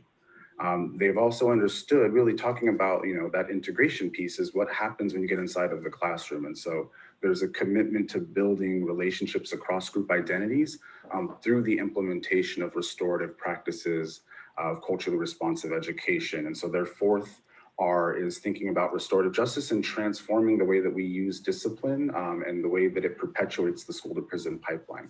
And that 5th R is really about representation and understanding. And again, that, it's really critical for our young people to have educators that reflect the diversity of our young folks. And so I wanted to really share that this framework, didn't kind of come out of thin air. It really came from the experiences and voices of young people across the city, but also it's very connected to historic Supreme Court litigation around desegregation. And so in 1968, the Supreme Court articulated what are called the green factors, which lay out 5 policy ideas or frameworks that are very similar in scope to what Integrate NYC students have been advocating for. And so they talk about assignment, student assignment, faculty staff assignment, transportation, extracurricular activities, and equality in facilities and resources, right? And so I think it's really valuable for us to understand that this framework and this policy lens with which the students are using really is part of a legacy of desegregation advocacy and change, and really indicates that we still have a lot of work to do. So with all that being said,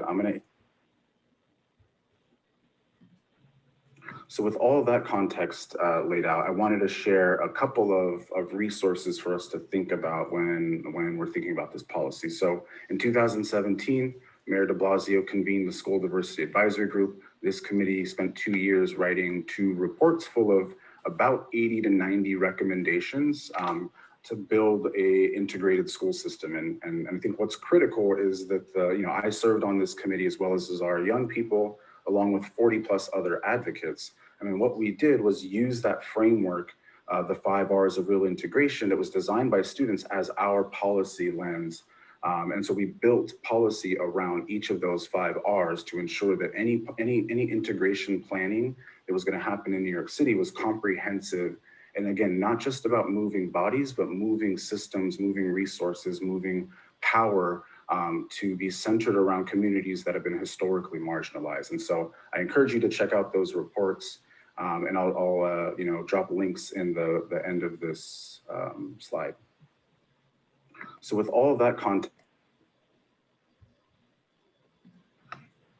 so I'm just sharing a screenshot of the Department of Education's website, which will be linked below, that indicates the recommendations that the Department of Education has committed to implementing. And I note this because it's really important for us to understand what the policies that the city has committed to, and then also use those policies to hold them accountable. And so there may be policies laid out in these recommendations that your school may not be implementing, and it's really critical that folks are aware of the various levers to make change within their schools. So thank you very much.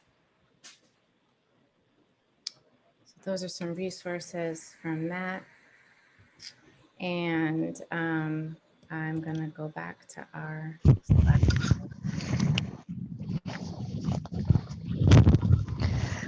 Yes, hello everyone.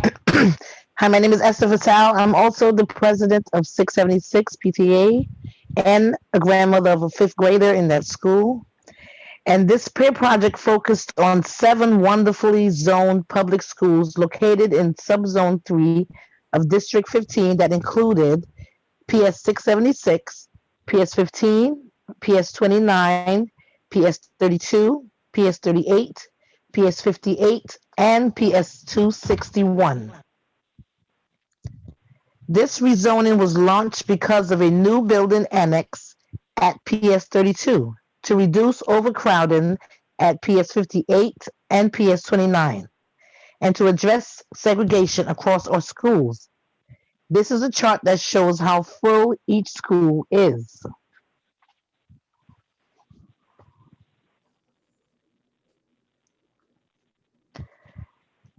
And this is a chart that shows that our schools are segregated by race and socioeconomic status.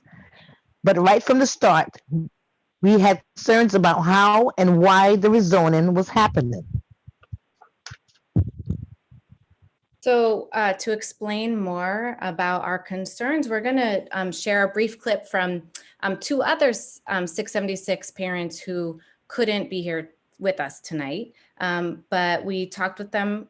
They prepped earlier and wanted to contribute in this way. So we're going to hear from Jeanette Torres and Crystal Vega. I'm talking about, well, they're going to introduce themselves, and then Crystal's going to talk about her experience and expertise from the PS 676 perspective. So I'll just play these short clips.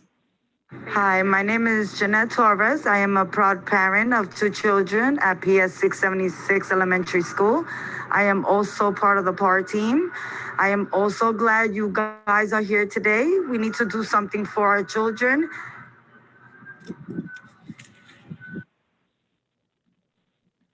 My name is Crystal Vega. I'm a parent of PS 676. I have a 4th grader. What do you love about PS 676?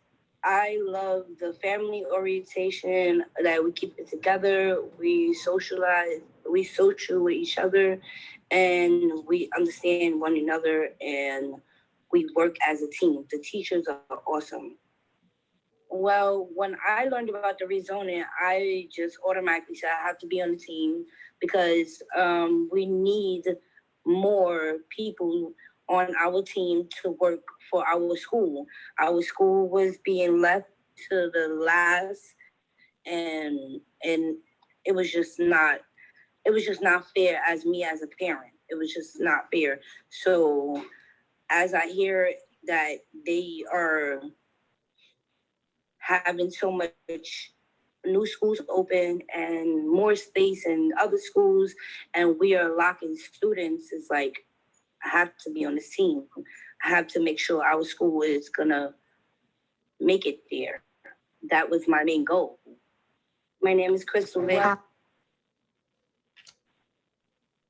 Okay, so there are other pieces of background and context that are important to share before we turn to what we learned through our work.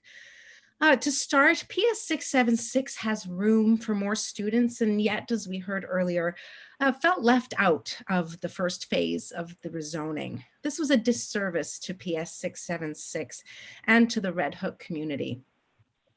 PS 676, which was formerly PS 227, has been a site of struggle between the DOE and the Red Hook NYCHA community for generations, with decades of neglect. We note that the plan to add more than 400 seats at PS 32, the seed that launched the rezone initially, did not include community input. At the same time, the DOE left PS 676 out of the rezone. We want to call attention to this as evidence of the historic disconnect between the DOE and community needs and engagement that have led us to where we are now. There are very few processes for community input, let alone community control, within the NYC DOE system. And while this project has so far been an exception to that history, it is no surprise that there are very high levels of distrust of the DOE, especially from within communities who have been historically underserved, neglected, and excluded from decision-making by the DOE. Even as we make our report and recommendations here, there is a fear, especially in relation to some of our Red Hook recommendations, that our findings will be ignored or misused, and that community will not be included in the future. PS 676 includes a wonderful, committed school community, amazing teachers, and outstanding school leadership. This rezoning was launched in part because PS 58 and PS 29 are overcrowded. Meanwhile, there are 3 charter schools in our subzone: Success, PAVE, and Summit, and 2 of them are located in Red Hook: PAVE, which is K-8, and Summit, which is 6 to 12. About 40% of elementary school age students in Red Hook attend PAVE. And the 2 public elementary schools in Red Hook, PS 676 and PS 15, both have room for more children. The neighborhoods surrounding PS 29 and PS 58 are the least diverse by socioeconomic status and race and ethnicity. PS 261 has a history of developing a school that is a welcoming environment for families of all backgrounds. As gentrification has taken place in its zone, it has maintained its reputation as a neighborhood school that also attracts families from outside its zone. The school community reflects intentional efforts to ensure its curriculum, diverse leadership and teaching staff, and administrative policies embody a social justice principles and promote equity and integration within the school. PS 38 and PS 32 each have long histories as being community schools connected to the Gowanus houses and rooted in local community. They currently are populated by majority out-of-zone students with relatively small gen ed populations in relation to G&T and other specialized populations. The Gowanus, Wyckoff, and Warren houses in Gowanus and the Red Hook houses in Red Hook produce stable, connected communities that have intergenerational relationships with neighborhood schools. And finally, we have been carrying out this work in a global pandemic. We are sensitive to the extreme hardships that parents have been enduring since March 2020. Indeed, we are all parents and caretakers ourselves. At the same time, we do feel a sense of urgency around this project that is aligned with the widespread reckoning around issues of racial justice taking place in our country right now. Hi, this is Vanessa. We want to call special attention to the unique geography of our subzone. The BQE Hugh Carey Tunnel Hamilton Avenue infrastructure presents a significant barrier in both historical and material ways. Red Hook is geographically isolated due to the highway, tunnel, water, and also because of lack of public transportation in the neighborhood. The geographic isolation helps set the stage for a wonderful, tight-knit community in Red Hook, but it also has paved the way for shameful civic neglect. Later, we will talk more about important recommendations in relation to this reality. The rezoning in this area holds the potential to make some changes in terms of segregation and racial injustice, but our work does not exist in a vacuum. We are up against long and troubled histories of racism in our neighborhoods. We need to be aware of and be accountable to those histories. One day this fall, a group of us took a walk over the pedestrian bridge that connects Red Hook with Carroll Gardens. We went to the community walk from Pier 676 over to Carroll Gardens to walk the current zone line. And when we reached Carroll Gardens side of the bridge, I told this story. So just to say, just a heads up, the story you're about to hear is strong, and if there are children around, just as a heads up, this story does reference violence, and there is one little what's the word, swear word at the end. Every day was a serious, serious challenge on racism. We would come across this bridge and it would be guys there, not even ones our same age group, but like their older brothers and sisters, like 17, 18 years old, with bats and chains and rocks.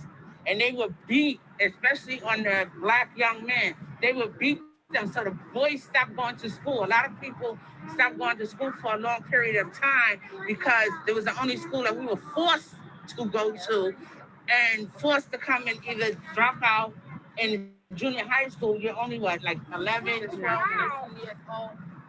It was very difficult. When we would get out of school, they would let us, wherever they would hide, they would let us get right here, and then you would hear, like, they would always make some kind of a sound or noise, and you would hear the chain, and you would have to run for your life over this bridge to get back into the development.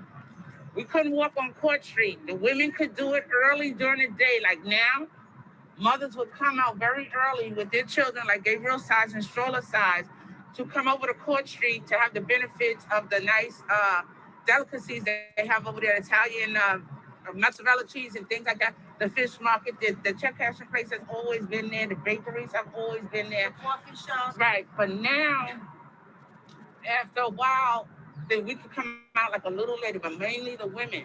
And if we did go, the guys would have, they want to stand up for themselves. They wanted to come over. It would be terrible. We would hear that so-and-so is bloody on Court Street. Then you got half the project trying to run all the way over here to rescue them. So this bridge has a very, very, very, very nasty, negative history. History. And especially not for this side, but for that side. Yes.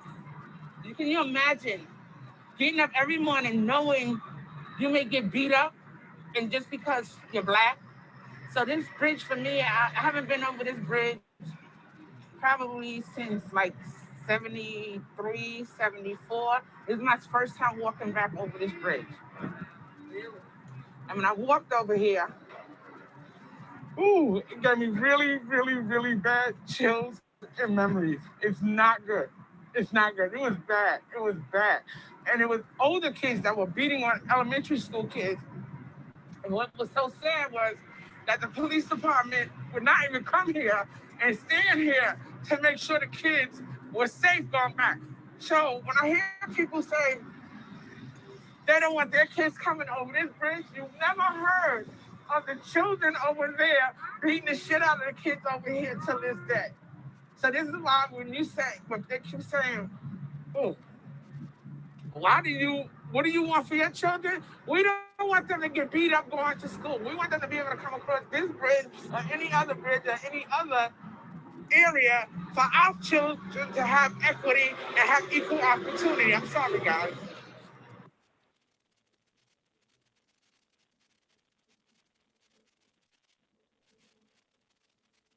So we thank Vanessa for that story, which was a very spontaneous story that we just happened to have the be recording at the time, and just want to take a moment to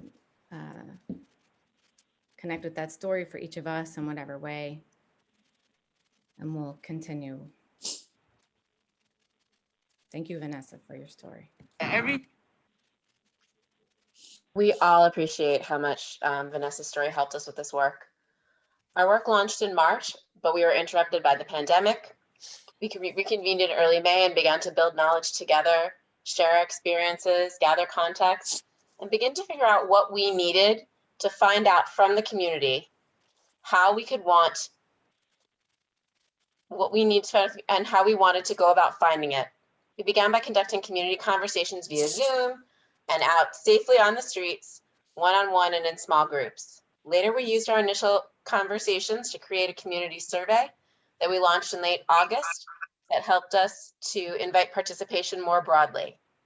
In addition, we were able actively engage in participation in community events, conducted community walks, met with community leaders, academics, policy experts, and a wide range of folks holding various forms of expertise. We have spent a lot of time on Zoom together. We met at least weekly during the Zoom to think together, learn together, share updates, report back from the community conversations. We basically had a weekend sleepover the last couple of days and make plans for the weeks ahead. We carried out the work of engaging with our community during a global pandemic and a socially distanced quarantine by handing out flyers to parents at all 7 schools. We talked with community members at food distribution lines in Red Hook and Gowanus on almost a weekly basis. We walked into daycares, childcare centers, community-based organizations, hair salons, and anywhere else that we thought that we could reach more members of our community. We frequented the many playgrounds of our subzone, and we spoke to parents, grandparents, and caregivers who we met. We emailed our school populations. We used Facebook parent groups. We sent flyers home in backpacks. We conducted dozens of Zoom interviews, and we created a website for everyone to learn more. Overall, we conducted 75 in-depth discussions that lasted from between 30 minutes and an hour and a half. The majority of our conversations were with NYCHA community members in Red Hook and Gowanus. And we also conducted interviews with about 30 community members connected to Carroll Gardens, Cobble Hill, and Borum Hill. We also had a survey. We had 805 community members respond to our survey. Of the survey respondents who answered the question about race and ethnicity, 30% identified as Black, Indigenous, and/or people of color, or BIPOC. We'll be using that term for the rest of the presentation. 70% of the respondents identified as white. 6 respondents who identified as white with children of color were included in the BIPOC category. Our sample was well distributed by schools, and with the final sample, it reflected about 20% of each school's current enrollment. Marcy is going to continue with the beginning of our results and findings. So something that we hinted at the past couple of CEC meetings where the PAR team was present, we want to reiterate and really underline here. Our strongest finding was a shared desire across race, ethnicity, socioeconomic status, and neighborhood for access to a thriving school close to home. Most participants want their child to attend elementary school close to home. So if you're on there thinking, I just want my kid to go to a good school that's close to home, you are definitely not alone. This was a very strong theme in both the survey and community conversations. So we heard this in many different ways across many different questions, but this is just one example of how we heard this this information that people want schools close to home. One of our survey questions said, what do you value most about your child's school? And it may be hard to see if it's kind of small, but on the far left, this is how close the school is to my home. And that had more than any other option for it, that people were ranking that first. And we also saw that participants consistently ranked teachers, staff, leadership, and curriculum in their top 3.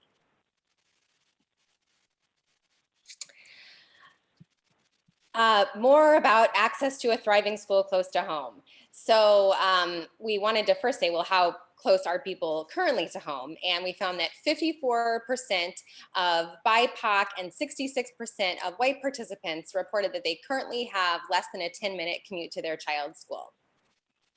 Having access to a school close to home was a consistent theme, as I said before, really across every category, every way you can think about different people, race, ethnicity, socioeconomic status, neighborhood, and some of the reasons that people cited for why this is important to them were safety, connection to the community, commuting challenges, including limited public transit options, especially in some areas of the subzone, economic concerns in relation to commuting, what will this mean for my job, connection to the school, and proximity to extended care networks.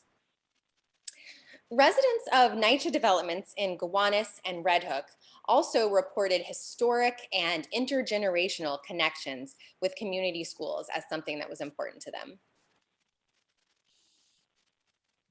However, it's important to note that more people who identified as white also reported being willing to travel to school a little bit longer. 50.7% of BIPOC survey respondents reported they were willing to travel less than 10 minutes to school rather than longer. And this compared to 36% of white survey respondents who said the same thing. There were also 35% of white survey respondents who reported they were willing to travel 11 to 20 minutes to school. In our analysis of zone and retention data from 2018 to 19, there are students zoned for each school who attend schools across the subzone to some extent, though usually they do not attend a school on the far side of the subzone. In our community conversations, we asked people to tell us what they know about the schools across the subzone. We found that people tend to know more about the schools closest to them and very little about the schools farthest away. Community members tend to feel positively about their own school, and this has reinforced our belief that all of the schools in our subzone are good schools. As the team has discussed some of our challenges, it's clear we do not have ideal transportation options across the subzone, and the grouping of our neighborhoods feels somewhat arbitrary into subzone 3. Okay, so the second major finding is that there was a desire for equity-based integration, and this includes a call to disrupt zones of inclusion. For instance, we heard a strong desire for diverse schools. 88% of survey respondents either agreed or strongly agreed with this statement. It is important to me that my child's school is racially diverse. And this was a finding that was consistent across race and ethnicity.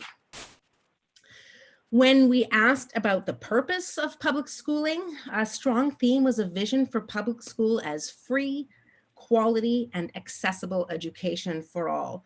And on this slide, you'll find just a couple of the samples of statements that kind of reflect the broader themes that emerged in our research.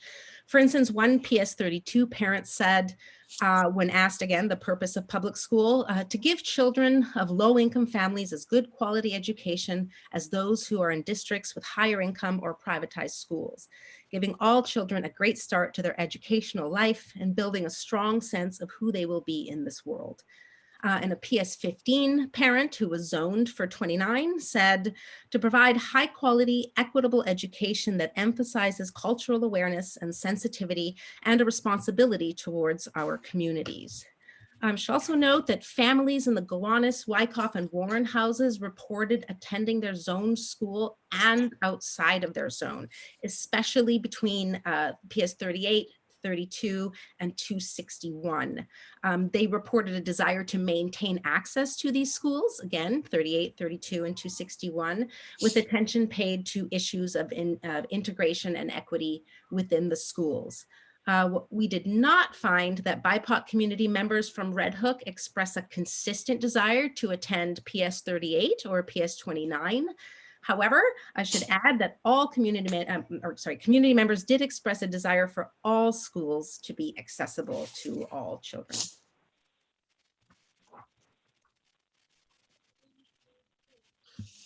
And that was PS58 and 29. Reflective school communities. So one major theme that emerged was that community members who identified as BIPOC and some white community members expressed the importance for them that their children attend schools that are reflective of the surrounding communities. In other words, we heard a desire for transformation towards equity-based integration, which would leave room for community schools that are majority children of color, living in community together, attending a thriving and popular school. One PS32 parent said, my daughters are Black, and it's important to me that they have the opportunity to learn with a critical mass of other Black children.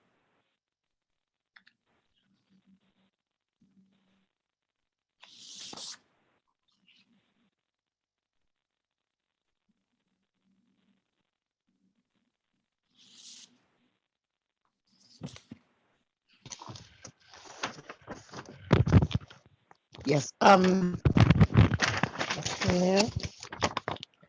First, we want to emphasize that our community conversations, as we heard Red Hook families express a strong desire for PS 676 to thrive, and a call for support for PS 676 from the DOE and the border community, even those not currently connected. PS 676 school community members and PS 15 school community members each rave about their school. Both schools have a long history in the neighborhood with many community members, students, families, and staff having a relationship to Red Hook schools across generations. People express concerns about transportation out of and into Red Hook. Red Hook families said they wanted to have access to thriving, popular schools within the neighborhood. Families outside of Red Hook expressed concern in relation to transportation challenges, getting into and out of Red Hook on the way to work, or example. Vanessa? Finding number 4, elementary schools as community-based sites of place-based community building. An important theme that emerges was about ways elementary schools especially are connected to local community. Participants also talked about their family's experience of schooling in relation to community. They discussed about elementary education and schooling as community building and about the importance of elementary schools as connected and accountable to local community. This connection to community, especially in diverse areas, provides important opportunities for learning and engagement for students, families, and school staff in relation to the range of lived experiences that touch the school. It also reveals the ways that schools and educational policy and practices intersect with other public policy areas and justice issues. Guiding principle questions. That's what we found. And before we turn to our recommendations, we want to share the guiding principles and questions that we asked ourselves as we thought about how our findings fit into recommendations. So how does the proposed change increase educational equity within and across schools and support all schools to thrive? How is the proposed change accountable to the BIPOC community and their children?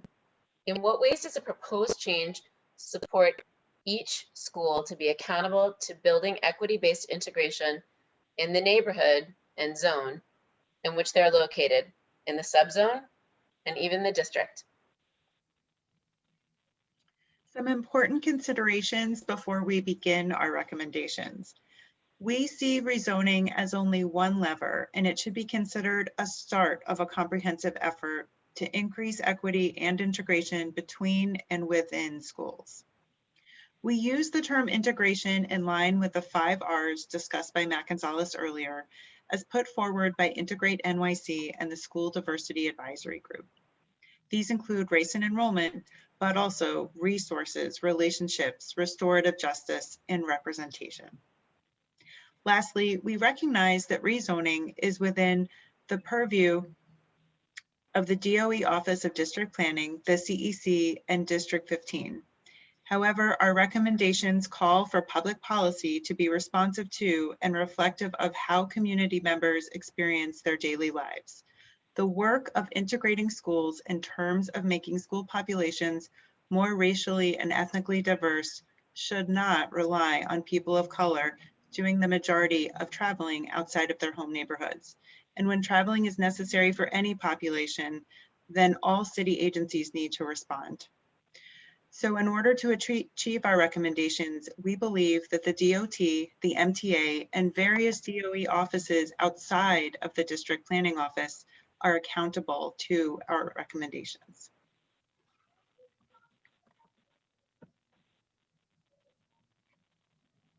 Vanessa?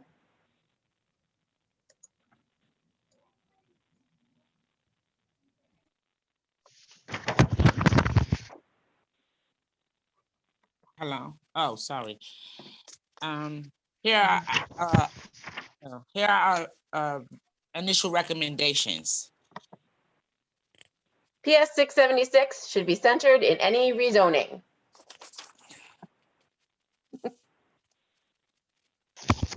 Repair and renovate the footbridge, the Hamilton Avenue 9th Street crossing, and create a Red Hook Park at the base of the footbridge on the Red Hook side.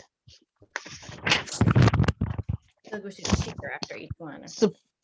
Can you hear me? Support PS 676 and the Red Hook community to consider and explore transforming PS 676 into a middle school. Any transformation plan should be gradual, collaborative, and community and all related decision makers, and include support for current staff at 676.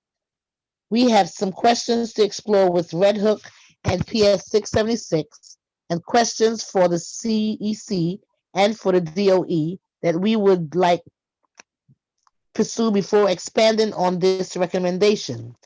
If PS 676 stays as an elementary school, then we recommend that the DOE support increased enrollment at the school, and that there is significant and concerted effort from the DOE to support the school to attract students from Red Hook and surrounding neighborhoods.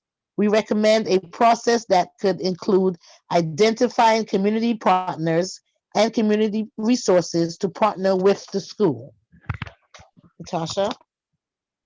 Thanks, Esther.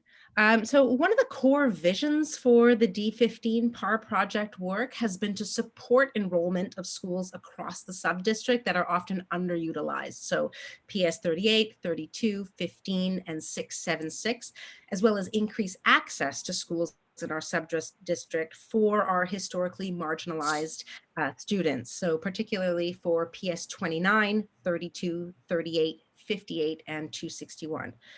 And so to achieve this goal, we recommend two things.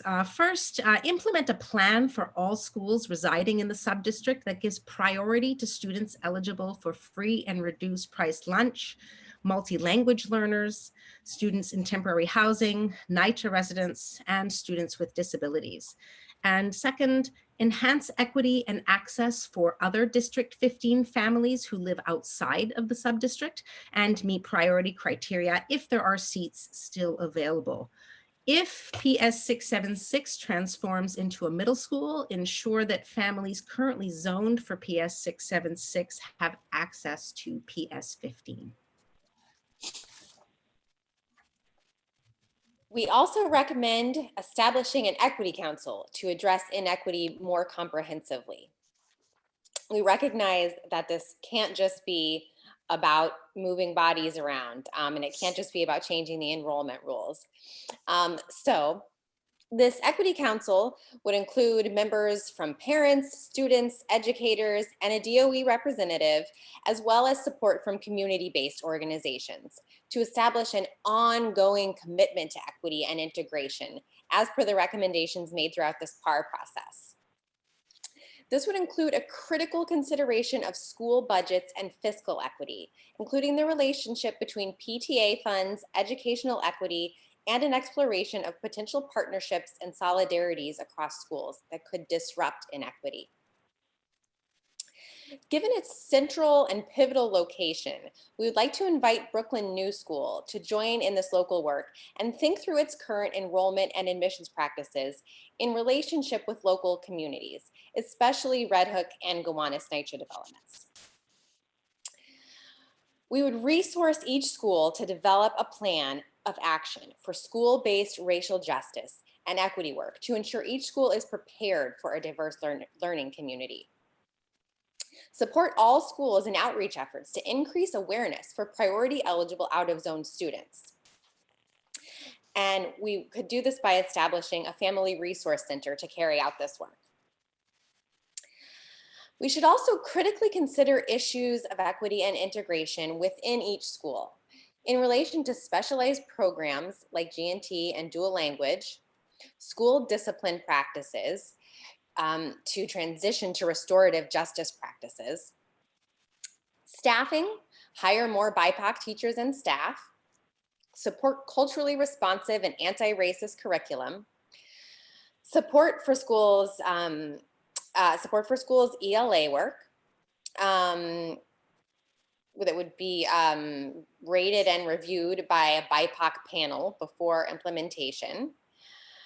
And do the same with social studies work. Special education policies and practice that are equity minded.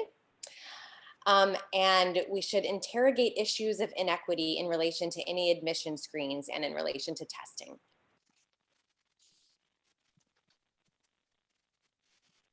So those are our recommendations. And it's important for all of us to keep in mind that our recommendations call for change.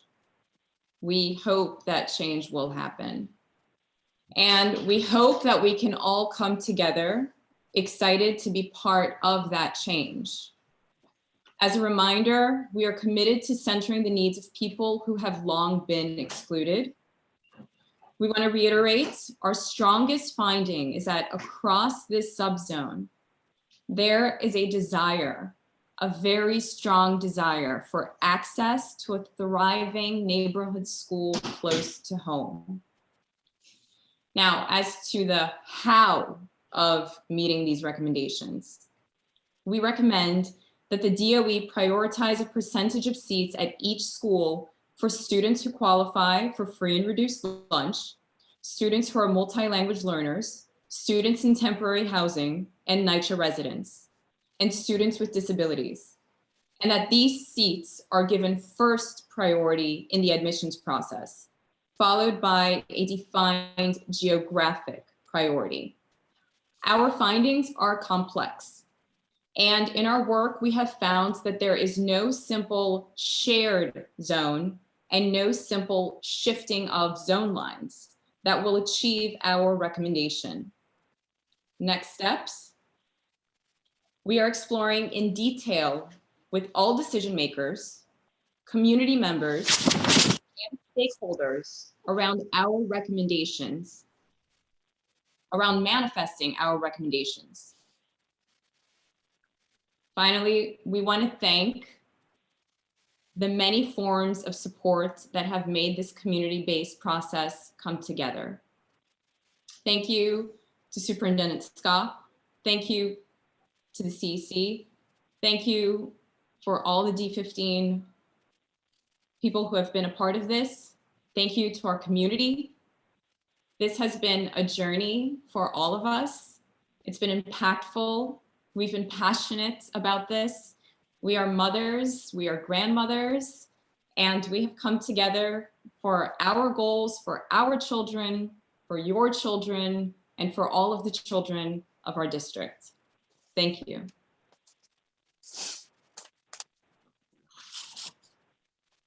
Thank you. Thank you, PAR team. Thank you. And we have really been supported by a lot of people. Here are some of them on this slide, but I know some of you are here tonight who've been supporting us in lots of ways. So thank you, New York Appleseed, and thank you, Red Hook Initiative, and thank you to all the ways, all the folks who've really been supporting us through as we're still in process. So these were our initial findings, and we'll turn it over to Max.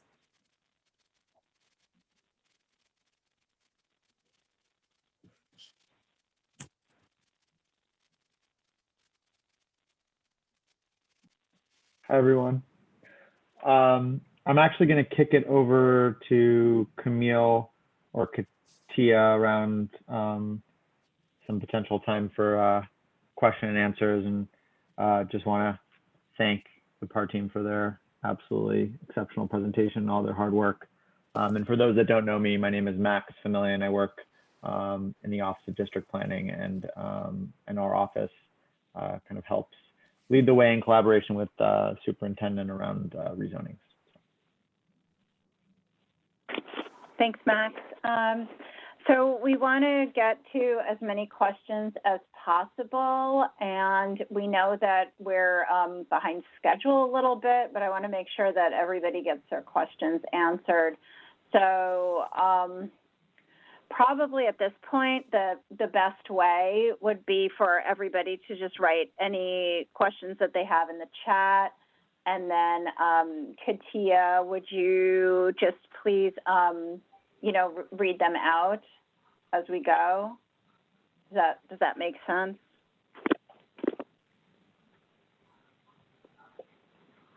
Katia?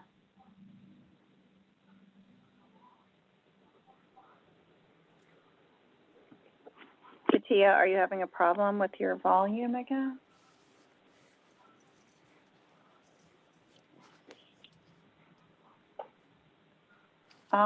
Max, in the meantime, do you want to just quickly give a review of what the process is at this stage, just so that people on call understand where we are in the process?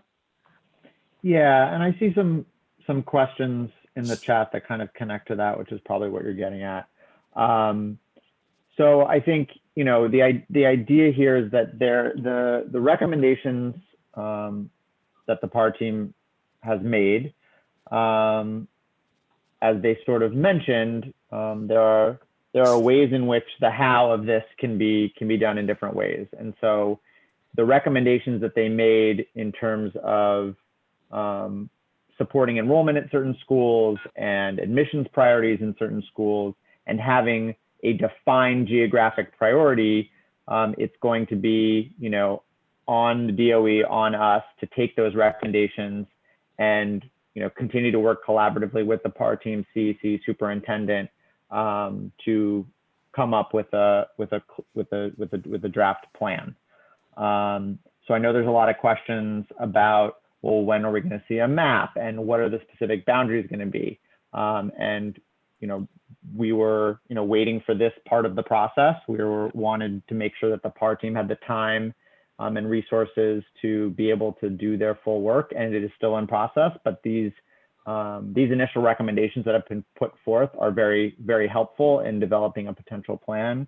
And just to reiterate that, one of the big questions that we were grappling with in the initial iteration of this project was sort of these two different conceptions of options. And one, was individual zones, which was meant to kind of be responsive to having a defined geographic priority. And one was sort of a larger shared zone that would work more like the middle school process and be a bit of like a controlled choice type setup.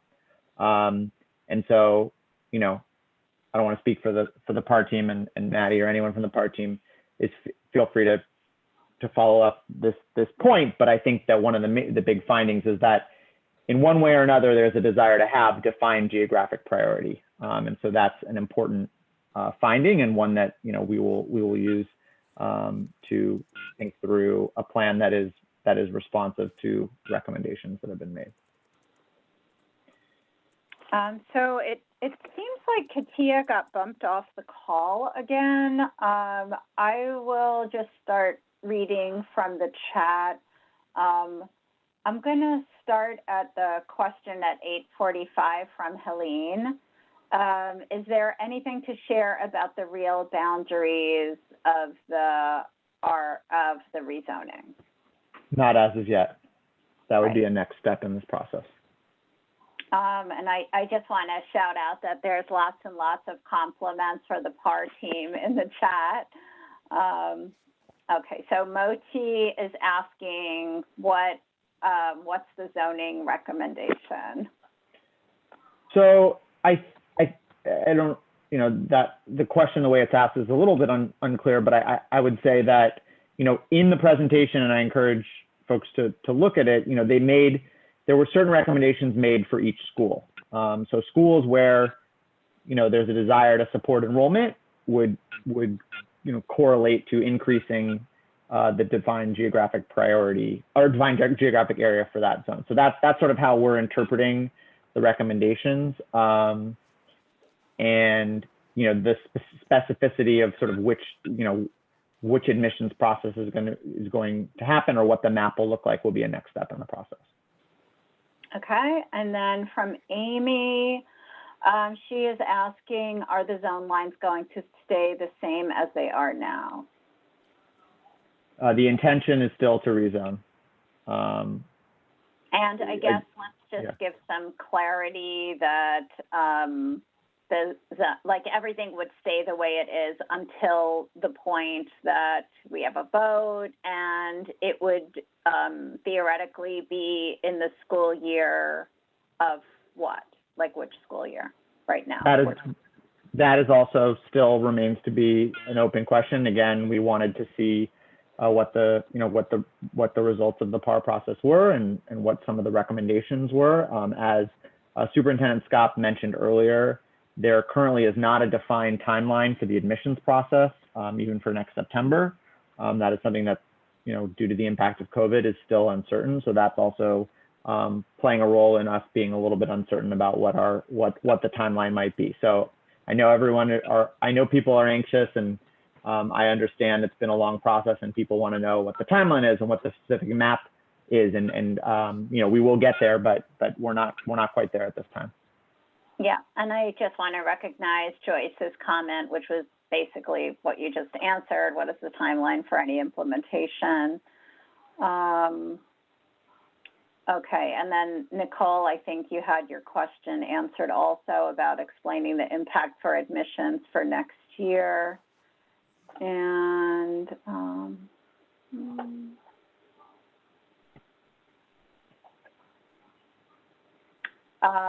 and then Christina was saying this was a thoughtful presentation and correctly identified many issues with equity and segregation in our schools, but it doesn't seem you directly answered the zoning question. Will there be a rezoning?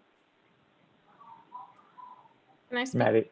Yeah, just, I mean, I think Max has been answering that the reality, you know, and I think part team, you guys can chime in if you want. So we came up, you know, in our recommendations, it does call for some, we do think that there are implications for some changes. When it comes down to figuring out the how, it is really complex. And we have been learning a ton about how what the options are and kind of the implications of various options. And so, you know, I know that there's this, and we've been, you know, and we've been kind of, this process has been, you know, we've been kind of working really hard, and we've been able to have some of these recommendations. And we're just at this point right now where there's a need for us to kind of reach this point where we make our initial recommendations, so that then the Office of District Planning and other decision makers and stakeholders can weigh in on some of all these kind of complex layers. You know, there isn't a perfect, simple solution. That's part of what the issue is. There isn't kind of like a perfect fix. These partly because the issues are really entrenched, and also because of just the ways there is some tension between this desire for a thriving school close to home and kind of the way that our zones are distributed right now. So it's a tough puzzle, and we're deeply engaged in it, and we are parents too, so we're all connected to these elementary schools and are very aware of how challenging it is, especially in this moment, to have anything up in the air. Like, it's almost traumatic, right? We've all just been through it again and again. So we're just to say that this is an initial, we're sharing initial findings, and in order to be able to have a more detailed kind of plan being put forward, that we needed to do this part publicly first to then be able to move forward. If other people agree with what I just said, who are part of the project. Could I just chime in and say something? So, you know, the PAR team has been living and breathing this, but for many of you, where we last left off was option 1 and option 2. So if you can go back in your memory, you know, one of the options that was proposed at the outset of this was doing a completely shared zone across the entire subzone, in which people would not have priority access to any school based on where they live. Our findings don't support moving forward with exactly that type of an enrollment process, given the broad desire for access to a thriving school close to home. So that's kind of what we're not recommending, but then there are different ways that you could go about making a map and creating enrollment rules that would work towards the goals of equity as well as proximity.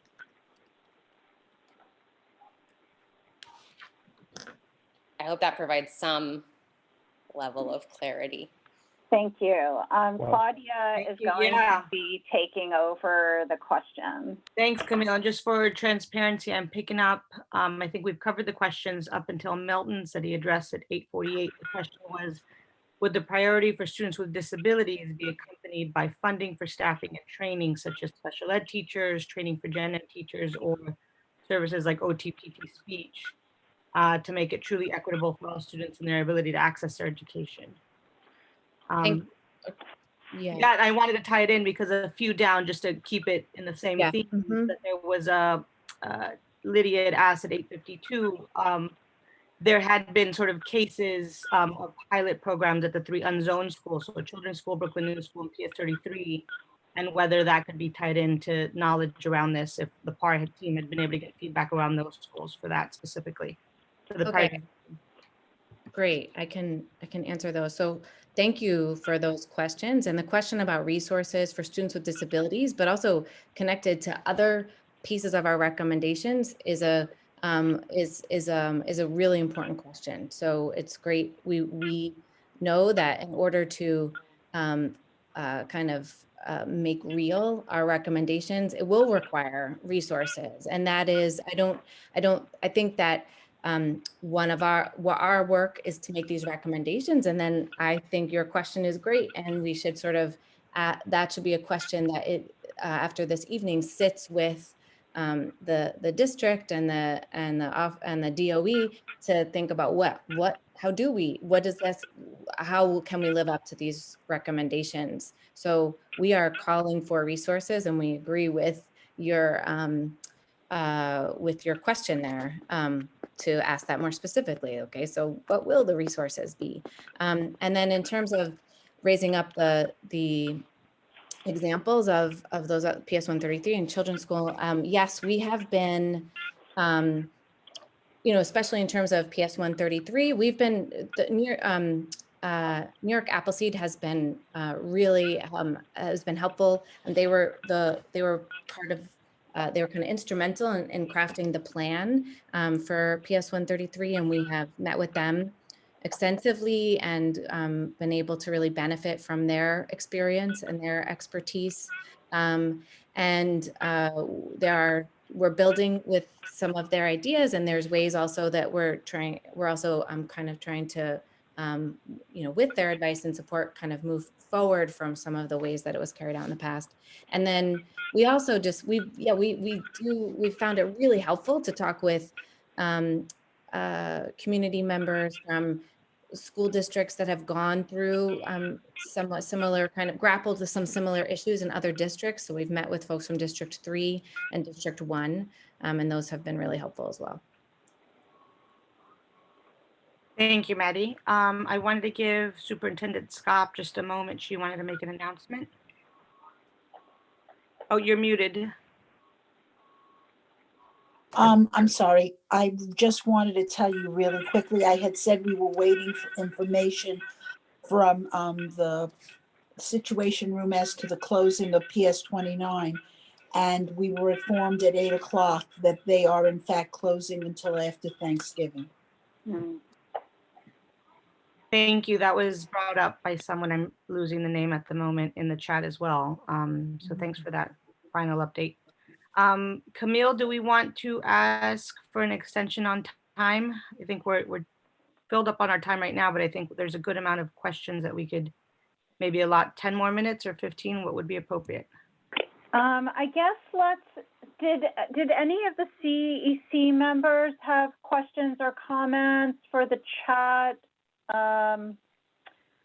If you have a question, please drop it in the chat so that we can just figure out if we need to go a lot over or not, or I just want to be respectful of everybody's time on the call. There's a comment that Mark had made, and I think a few people have chimed in as well, about incorporating help or plans with the DOT about the bridge, the footbridge. And there were a couple comments based on coordinating with DOT, increased transportation overall within Red Hook. And then Priscilla, I don't know if you want to expand on this or if someone knows, a bridge project is already in progress, presented and approved last year to Cuomo with support from Felix Ortiz by students at PS7. Yeah, if I can just say, this is really helpful, and Principal Figueroa, thank you for sharing that information.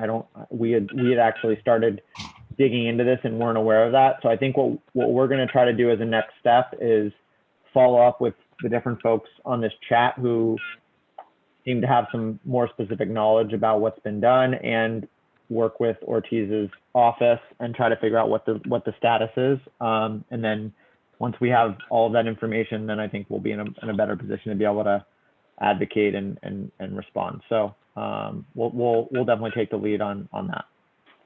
Okay. That's helpful. I think, yeah, Antonia had mentioned there's allegedly money allocated to that. So I think it'd be great to follow up on that. I'm going to go back just one more, and you sort of touched on this a little bit, but if there's any considerations that you're taking into consideration for enrollment numbers, assuming that they're not the same as they were pre-COVID. What assumptions are you making for the rezoning plan, considering COVID enrollment numbers or how they've been affected by COVID? It's a really important question. Superintendent Scott, I had shared a little bit about this. I think that's an ongoing question, and I think that we're working very closely with our partners in student enrollment to track numbers and seeing where we're at, and trying to look at where we're seeing enrollment impacts and having conversations with those school communities. Anita, I don't know if you have anything to add about where you're seeing some of the specific enrollment. It really is what I said earlier in the meeting.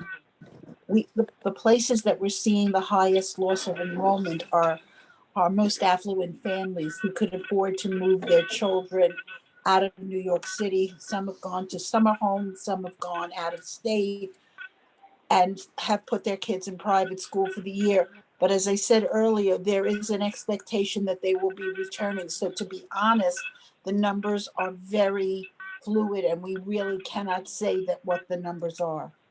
That's going to be problematic. Thank you. I think just for transparency, I think I'm caught up to questions up until JO's comment at 8:58, and that sort of speaks to that, the uncertainty that parents are feeling and being in limbo regarding the school that their children will attend. So anticipating rezoning plans being scheduled for a set future date.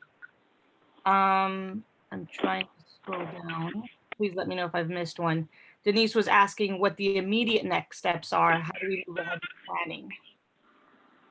Yeah, so, as I sort of mentioned before, we are going to, DOE is going to take in some of these recommendations, continue to work with the PAR team, and, start to work to figure out what, and the CEC, of course, to figure out what a potential plan would be. We are committed to coming back to the December, I believe, 15th CEC meeting. And we haven't at this stage determined exactly what that meeting will look like, but it's our hope to be able to, in the very near future, be able to provide some additional details about what a potential plan might look like. And the intention is certainly to sooner rather than later be able to present a map for feedback.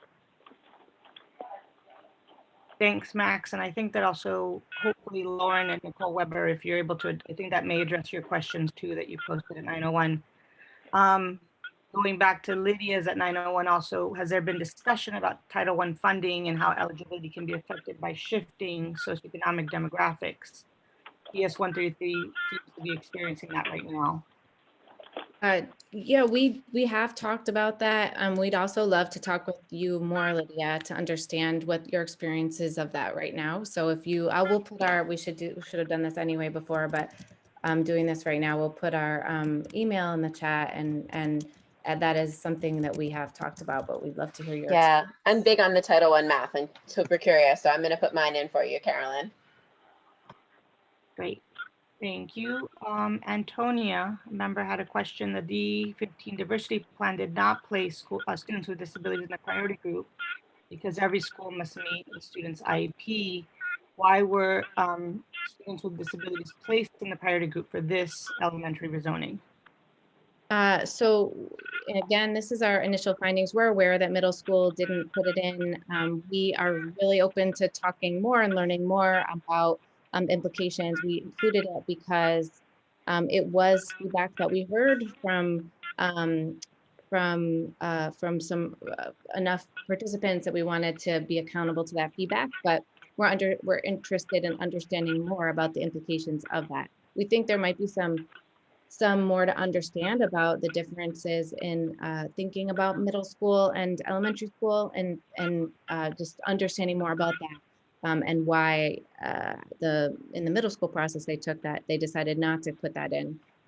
So we're interested in talking more about that piece. Thank you. Camille, I see that you closed the chat for questions. I think we got through to everybody's. I had sort of looped back to JOs at 8:59, and there's information from Carolyn and Max on emails. Thank you for including your emails for further contact on the process and just to connect with you guys. Camille, I can pass it back to you. Hi, everyone. No, I just dropped the Chancellor's Regulations A185 in the chat so that people could read and understand how the zoning process works a little bit more clearly at that policy level. There's also a comment in the chat that was sent to me privately about the previous middle school that was located in back in the day when it was the PS 27 building. So just they're asking if the PAR team knows about the history of the schools that were in the building. Oh yeah. Yes, we do. And I mean, folks are here on the call, but that we have we're we talked a lot of, we're part of our team, and then part of the whole process was talking to people who went, attended those schools, worked at the school at the different iterations, that existed within that building over the years. Vanessa has experience before it was long before it was a middle school or high school. So yeah, we're aware of the history in the building, and part of what we're recommending is supporting the PS 676 and Red Hook community and exploring that idea, which in part is also kind of understanding that history and figuring out where we want to go from here, but being led by the Red Hook community. Okay, great, thank you. And then I guess we had skipped over a question at 8:58 from J.O. I thought we'd addressed it, but we can come back to it. I'm scanning back to it. It was around timeline, whether any rezoning be scheduled for a future date, since there's since parents have certainty regarding the school that their children will attend. At the moment, parents are in limbo regarding the school that their children will attend. So I think that loop back to the responses around timeline of what the next steps were and when the anticipated changes would be presented. I thought Max responded to that. Yeah. Yeah, and I'll also just add, I think there's another sort of wrinkle to that question, and I think that it's important to acknowledge that there are real equity needs in this community now, in our city now. And so there is a impetus and a desire to move forward with planning that will help improve the educational experience for kids throughout the subzone, and that will increase equity for the district and the city. So I totally understand that this is an incredibly challenging time and there's a lot of uncertainty, but we still have kids in school and we still have needs that we're looking to address. And so while we don't have a specific timeline to share as of now, we want to move forward with that planning, and in collaboration with the PAR team, CEC superintendent, want to create a plan that's responsive to the needs of the community. Thank you, Max. CEC members, any last questions? Okay. Well, I want to thank everybody on the call. Thank you to Superintendent Scop and the PAR team. Thank you to Meredith, Max. Thank you to everybody for this incredible work, and just a really fantastic job of outreach in collecting the information and really doing a deep dive in how to make our schools better for everyone. So thank you so much for all of this incredible work. We'll look forward to seeing you the next time, and I'd like to make a motion to adjourn at 9:12. I second the motion. Second. Thank you, Antonia and Kimberly. And so thank you, everybody. I guess that's like an official vote to adjourn, right? Okay. Thank you very much. Thanks, everybody. Have a wonderful evening. Stay safe. Good night, everyone. Good night. What's going on? Good Under night. bed. Good Oh, are you eating more jelly beans?